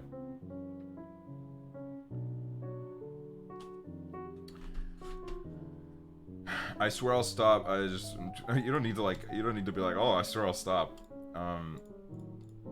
The only time they reach out to me is when, I love my friends so much, but the only time they reach out to me is when they want to trauma dump to me. I hate it. I love helping people, but I can't do it anymore. It's so frustrating. And I know basically their whole fucking life, and I can't actually tell them, you know, they mean the world to me, but I don't think I mean the world to them. So as I understand, you're talking about people that come to vent to you about their problems, but it's not a two-way street. You can't go back to them. And that's shit. That's really like, it's shit. It's, for a lot of my life, it kind of goes back to what I was talking about, how previously in my life, I've just kind of fallen under the influence of people that really didn't give a shit about me. And, you know, in a way, I was just like a tool to them. Whether it be like somebody that they can talk to, or whatever else. But it's just like really important to realize that, you know, you deserve the respect that you give to others. You deserve, it's, you know, it's good to let your friends cry on your shoulder, but if they're not doing the same for you, then it's okay to admit that I don't like doing this. And it's also, at the end of the day, like, it is okay to say, like, I can't fix my friends' problems, you know, I can't fix everything for them. And sometimes you need to realize that you're just one person. Yeah, relationships very much are a two-way street. The people need to have the same respect for you as you do for them. Maybe your friends might not know they're doing it. Yeah, exactly. That's another thing is, the number one move in any friendship, any relationship, any problem you have, the number one move is you gotta voice your concerns, because there are times where people just don't realize it. And as soon as you kind of give them a little knock on the shoulder and you're like, hey, the way that you've been acting is kind of making me feel shitty. I feel unheard. I feel disrespected. And that could already make things a lot better.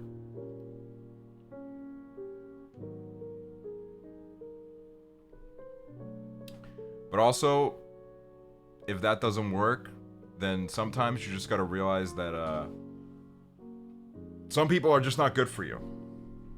Even if they don't mean to be not good for you, sometimes this person isn't good for you. And it's kind of important to admit that rather than let these people, you know, dwindle away at your mental health.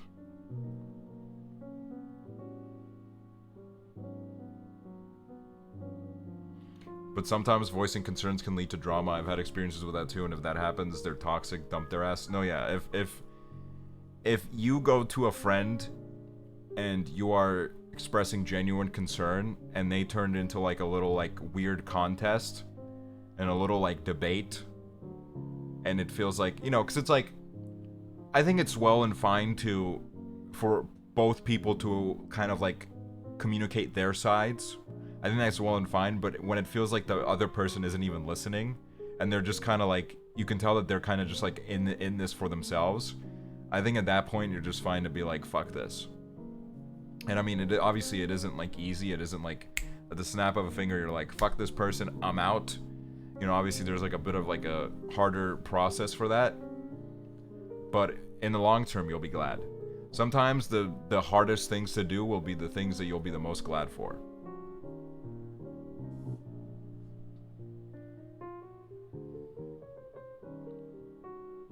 My well-off friends with sugar daddies and 800k family homes keep fucking asking me for money. How do I feel not guilty saying no?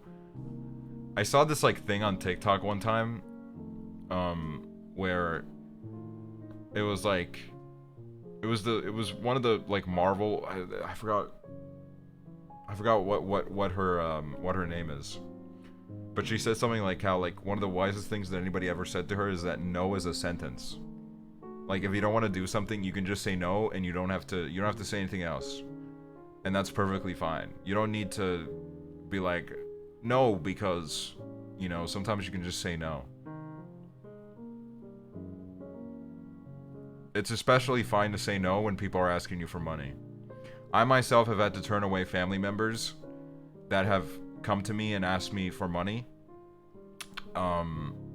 And it doesn't feel nice, because usually the way that they do it is they try to like guilt trip me, and they try to like talk about, it always like starts with like a bit of like, you know, I don't want to say it this way, but like a lot of these people, they don't talk to me normally, so it feels very disingenuous to me that they would start this conversation with like a weird like sob story about how hard of a time they're having, and then immediately follow it up with, and also I need money, you know. And at that point it's perfectly fine to be like, no. Today I watched my two best friends plan a sleepover right in front of me without inviting me. See, that sucks.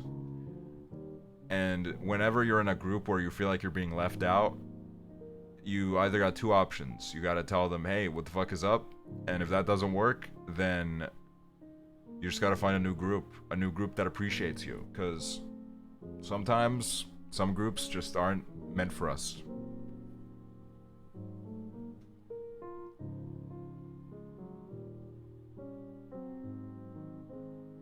I just started talking to someone I haven't talked to in a year because I have nobody to talk to, but he's a really messed person. That's why I ended our friendship.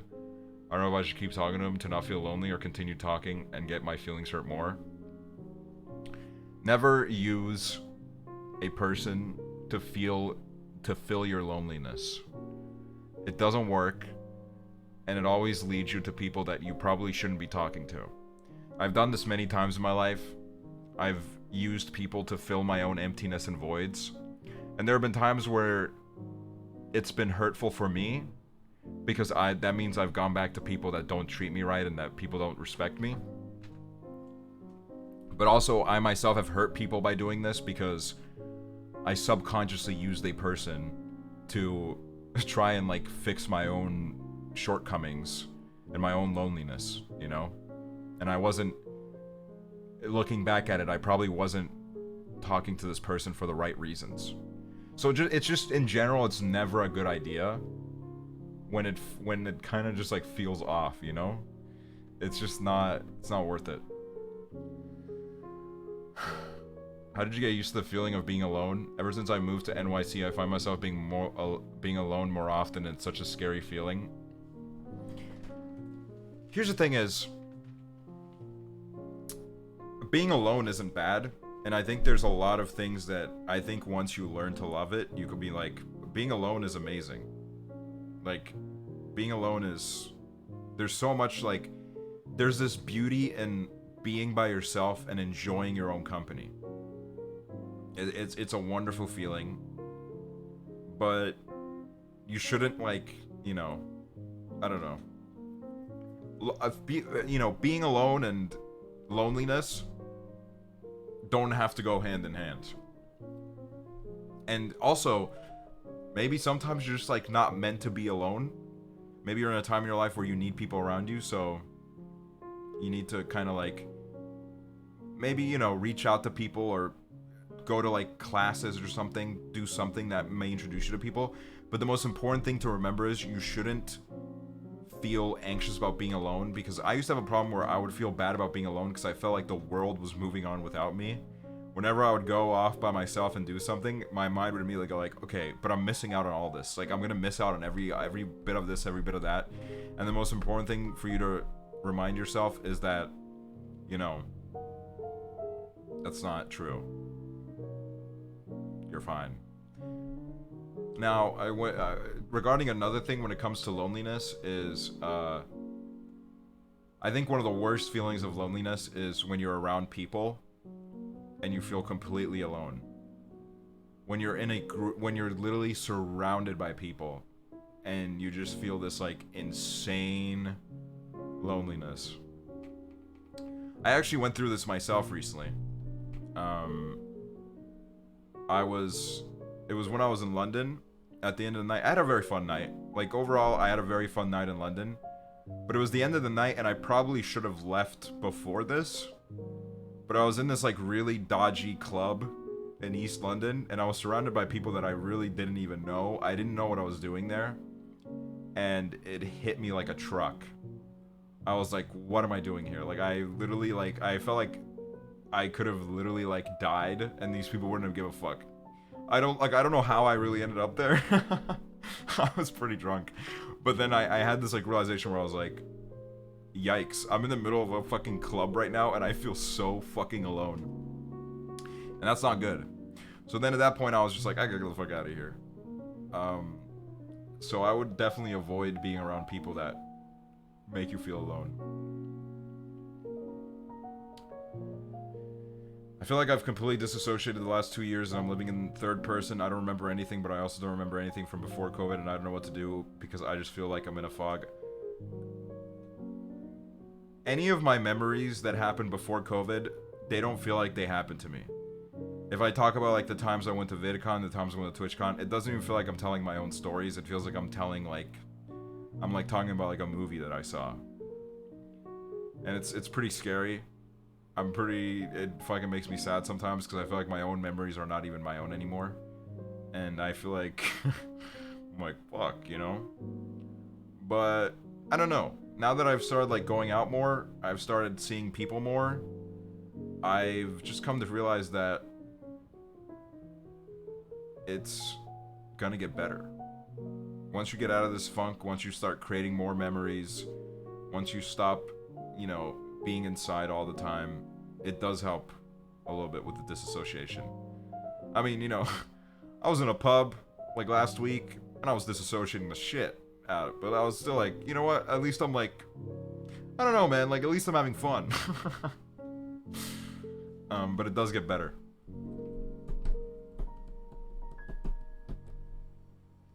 I've never learned in my entire life how to be close with people, like to the point of them feeling like family. Trauma shit. Yeah, I think up until I was about 18 years old, I didn't tell a single person about any of the stresses that I had that were caused by my family life, and I had a very, like, I would say that I cannot even, I will never be able to go into the extent of it on stream, but I had a very horrible time. I had a pretty horrible childhood.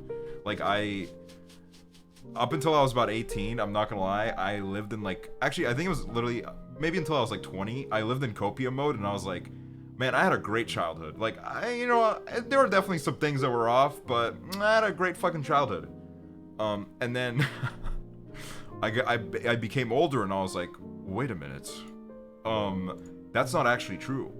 But then I was telling myself, like, you know, okay, it was fucked up, but I made it out okay. And then I was like, wait a minute.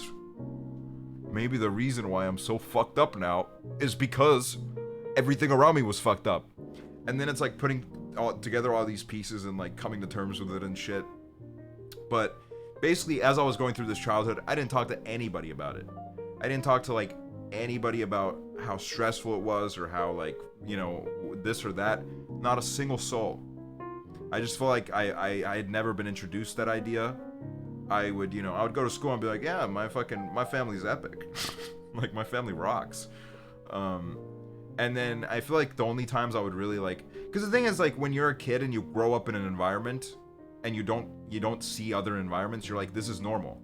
Which is what also really fucking pisses me off, is when, well, you know, this applies to many things, but for example, like victims of grooming, they come forward like 10 years after the case. And there's these fucking nutcases that are like, oh my god, like, why didn't you fucking speak about it sooner then? Because it literally takes you time to realize. It takes you time to realize that maybe the people that were supposed to be responsible around me back then were not doing the right things. Because when you're younger, even if you're against authority, you're still looking to points of authority, and you're kind of looking for someone to look up to, and you usually think that people that are older than you and people that are in, you know, places of, you know, like I said, authority, you are living under the assumption that what they do is always right. I had this with a lot of the adults in my life. Even when they would say some really fucked up shit or do some fucked up shit, I was always like, you know, they're adults. So ultimately, even if I like didn't agree with them, it was right because they were right. And that's exactly how it works. You know, when you're younger, it's very easy to shape your brain and the way you view things, and it's very easy to manipulate you. So it's in that way, it's just like, it's understandable, you know? And it kind of pisses me off when people invalidate people like that, where it's like, oh, how didn't you realize sooner? Well, obviously, either you haven't had shit like that happen to you, or you have not reached a point where you realize that maybe similar shit happened to you, where there was fucked up shit going on around you when you were younger, and you just didn't realize because it was literally, you were conditioned to find this shit normal, you know? But yeah, up until I was about 18 or 20, I didn't really ever speak about my childhood or like say like, yeah, like my family is like a pretty big headache. Because I never could have imagined it. Like, I just always like kind of, nobody talked about it, so I was just kind of like, yeah, I'm not gonna talk about it. And then I realized that there was this great thing about me opening up about it, where I realized that literally like most of my friends also have fucked up families. So then I immediately felt this great sense of relief, because when I was a kid, the only times I would really start to realize that my family was fucked up was when I would go over to my friends' houses and see like a normal family dynamic, and like see families that actually ate dinner together and like acted normal, where I was like, oh my god, like this is, wait a minute, like this, well, first of all, my gut instinct was, this is weird, like this feels weird, you know? Like, I used to cringe when I saw like my this is random, but like my parents were never really like affectionate with each other. It felt like their relationship was always like very professional in a way. So when I was over at my friends' houses and I would see their parents show affection to each other, I was like, that shit is cringe, man. Ew. Like, I would see like my friends' parents kiss and I'd be like, ugh, what the fuck? That shit is fucking weird as hell. That you guys do that shit? And now looking back and I'm like, oh my god, like, that's epic. Like, that guy actually had, like, parents that didn't fucking hate each other. You know? So...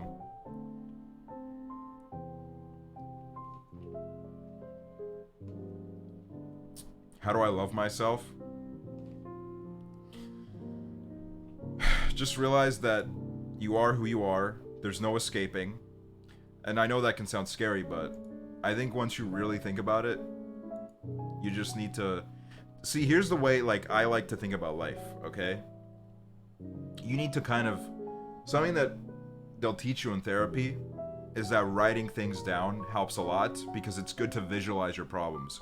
When your problems are like all in your head, they seem a lot bigger and a lot worse than they actually are.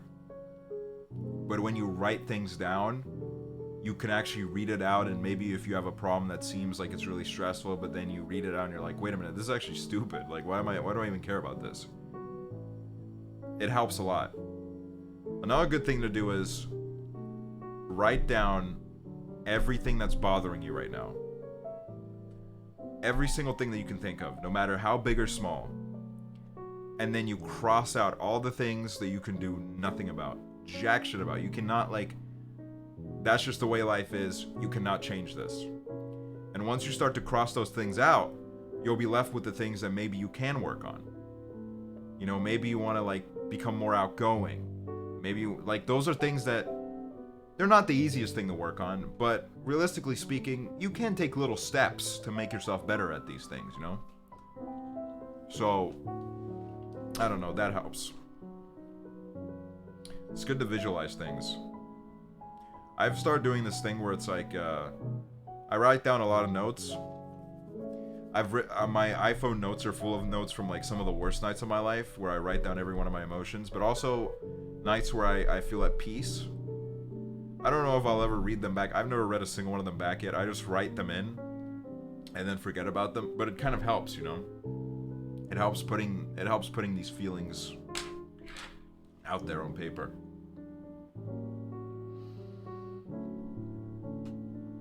I got diagnosed with PTSD, BPD, and bipolar. Therapy helps. It does. And also, it's good to get diagnosed because, like, whether you like it or not, getting diagnosed does not mean that you've just been, like, given some sort of, like, weird, like, you know, nerf. Like, you've been nerfed by the fucking psychiatrist. What it really means is that you finally know what the fuck is going on. You've always had these things. This didn't just, like, spawn in right in the fucking psychiatrist's office. So you shouldn't feel extra stress from it. You should more so feel, oh my god, I kind of know, like, what's going on, and I'm not, like, going totally insane. And there's actually, like, a reasonable explanation to why I feel the way I feel, and, you know, why, like, certain things might be happening to me or whatever. It's hard, though, because then it's like, oh shit, this is actually real. Yeah, I mean, that just plays into the whole part where it's like, you know, what you can't change, you just gotta let go. You just gotta accept it. And you gotta be like, how do I, you know, what's the next step? And that's, you know, finding that peace is very important. It's not easy, but believe me, it's not easy, but I mean, it's been very rewarding for me. How do you accept it? I don't know. Maybe it's because I'm just like, at a certain point I became so, like, insanely disassociated that it was just, like, easier for me to accept things. But also that isn't true. Because sometimes when life doesn't go my way, it's hard for me to accept it. I'm like, fuck. You know? So it's important to look out for yourself.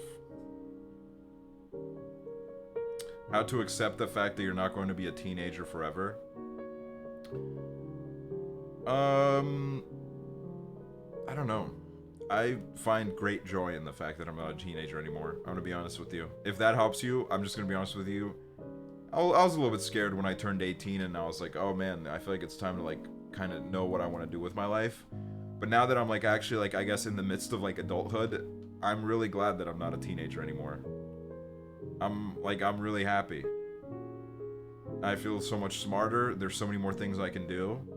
Sure, there are some things I miss, and sometimes when I get a little bit, you know, when I put on my rose-tinted glasses, I do miss being a kid and having so many new things that I can discover and feeling like everything is, like, so much more fun just because my brain had experienced so much less.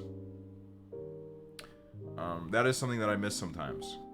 I think about it a lot sometimes when I play Toontown, and I think about the feelings that Toontown used to invoke in me, and, you know, I don't know if I've felt so much great happiness in my life, and the times where I would open Toontown as a kid are up there for me.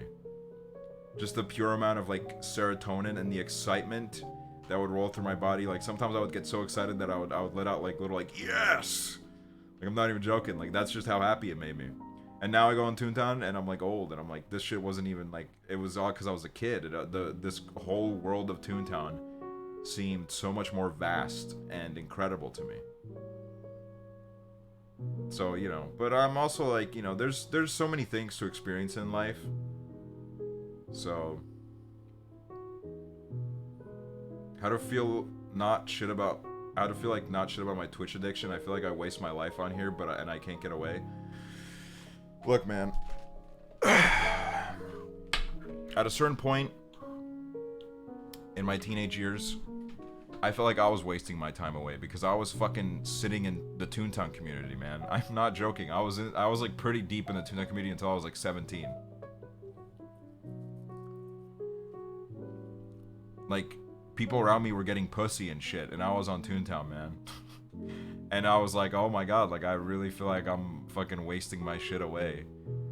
But now, like, the only reason I'm here is because of Toontown, so you shouldn't feel like you're wasting your life away, because honestly, I'm gonna be honest, just by being on the internet, you're already meeting so many people that, you know, by becoming friends with them, like, they could guide you down these really wonderful paths that might take you somewhere really exciting with your life. So you're not, it may seem like you're wasting your life, but I feel like you're not really, so.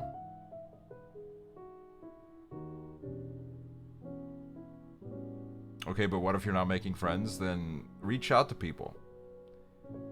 It's fun to make friends online. It's fun to bond people, like make a friend over like, oh, we like the same like game, or we like the same like streamer, or the same YouTuber. Like it's fun to make friends that way. You might meet a lot of like weirdos that way, but you'll also meet people that are fucking awesome. And you should never feel scared to say hi.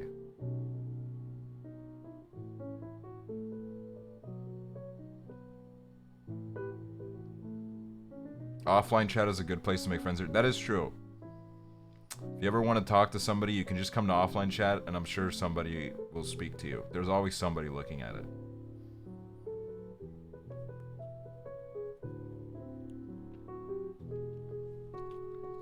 And also, just like, another great way to make friends is just like follow everybody, dude. Alright? Don't fucking think about the skinny ratio. That shit doesn't matter. It's fucking stupid. Just follow everyone. Make as many connections. Doesn't matter.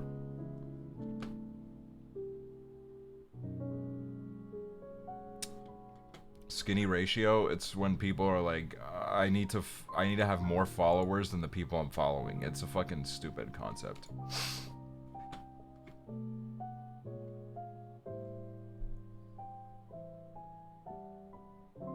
How do I know if I'm bisexual or asexual? I wish that somebody told me this, but just literally the most helpful thing is getting rid of this notion in your head that you need to find a label, like you need to fit into a box. I think that in itself, I felt kind of pressured because I felt like everybody around me had some sort of label that they could attach themselves to, and I was kind of like, I just felt like I didn't really like straight up fit into any box.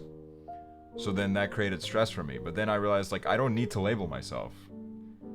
At the end of the day, it's, you know, like when I was going out and I was like, I'm bisexual, I felt this immense amount of pressure to just like fit into like the bisexual box. And now I'm unlabeled and I can just be like, I don't have to worry about like not being gay enough all the time. You know?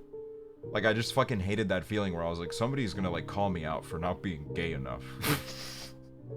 Which sounds like a ridiculous, ridiculous worry, but that's just how my mind works. You know? So, I don't label myself anymore. I'm just gonna go with whatever life presents me. And I feel way more at peace that way. I'm way more open-minded, and I don't know. I'm fine with it. Does it bother you that people still call you bi? No, I don't give a shit.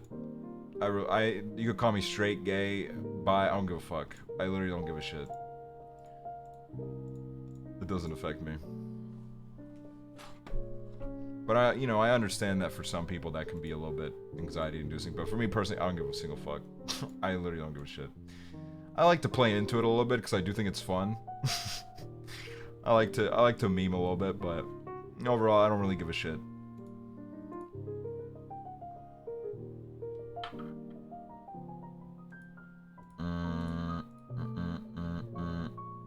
Yeah, labels are there to help you understand yourself better, not to constrict you. Labels serve you. You don't have to work to fit into them. Exactly. Take that advice. That's some important advice right there.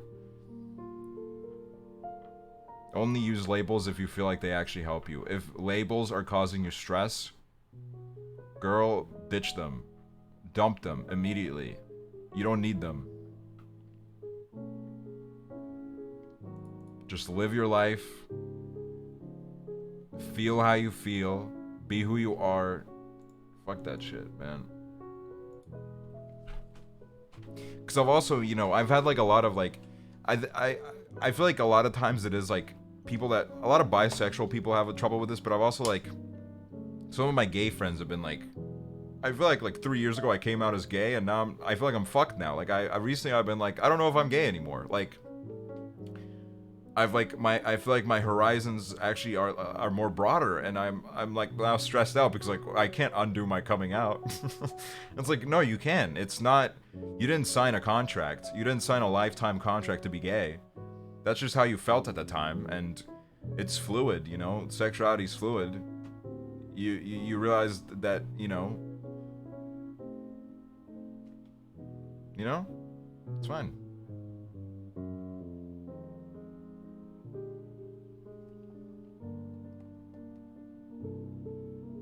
Sexuality is fluid.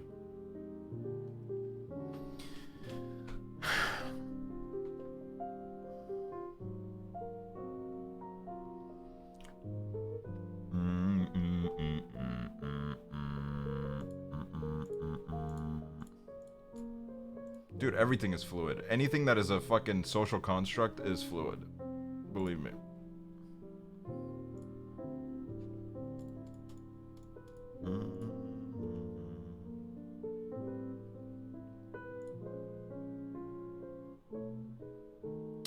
How to deal with the guilt of being in the closet? No guilt. No guilt. You can stay in there as long as you want. You don't ever have to come out if you don't want. It's your choice. It's your journey. You need to take those steps yourself. You shouldn't feel pressured. You shouldn't be pushed out. You should feel respectful of your own feelings. No guilt.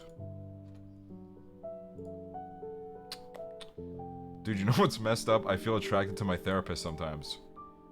I feel like that's a normal thing. Because you are being, like, very, like, vulnerable to this person. Like, it's not, like, unheard of that you might become, like, attracted to somebody that you're, like, being very vulnerable to.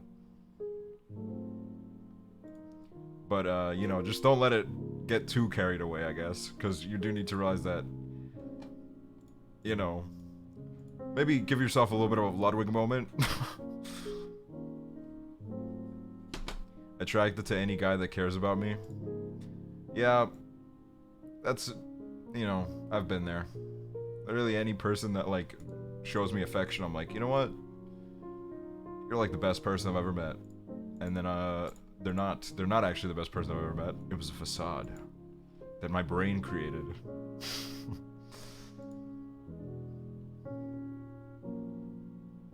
Or yeah, just attracted to anybody that doesn't give a single fuck about me.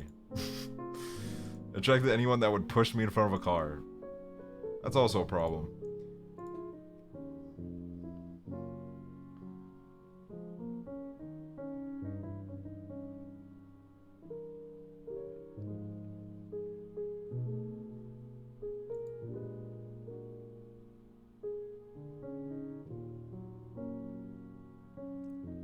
Should I hook up with the front desk guy from the gym?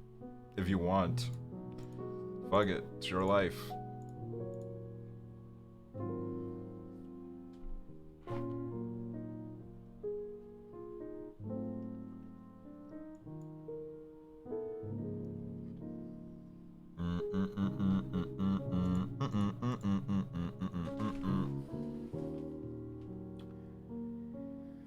Bing bong. What's up, baby? Take me out to dinner.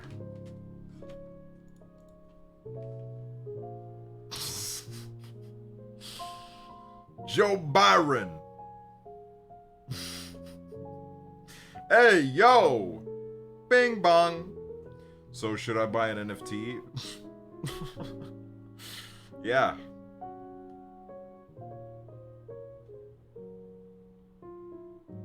Should probably end stream because I gotta go to London early tomorrow, and I also gotta walk home in like the wind and the rain. That's scary. Sup, baby? Take me out to dinner.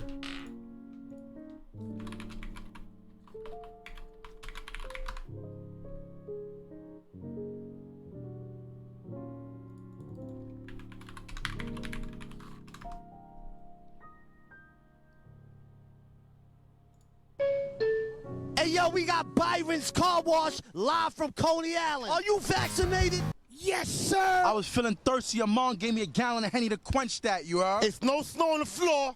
He's really skiing to Coney Island on a hard top. What we do at Coney Island, Khalid? Real, son. We keep it real. Fuck your life! Bing bong! He had too many shots. You want a shot? Hey, yo, Ariana Grande, what's up, mama? I'll come to Coney Island and take a spin on the Cyclone. I miss you. Let's see that flip, boy. Yeah. With the yellow foams on. I have 7 female wives. Go to my Instagram. What do you want to tell Joe Byron right now? What's up, baby? Take me out to dinner. Hey, yo. This is the Kim and Kanye of Coney Island. Hey, Kim ain't got shit on me. Yo, he got his phone and his balls. Steve Jobs did not die for this. If you see these dogs in your front yard, just know upstairs I'm going hard. Bing bong. Bing bong. Sup, baby? Take me out to dinner.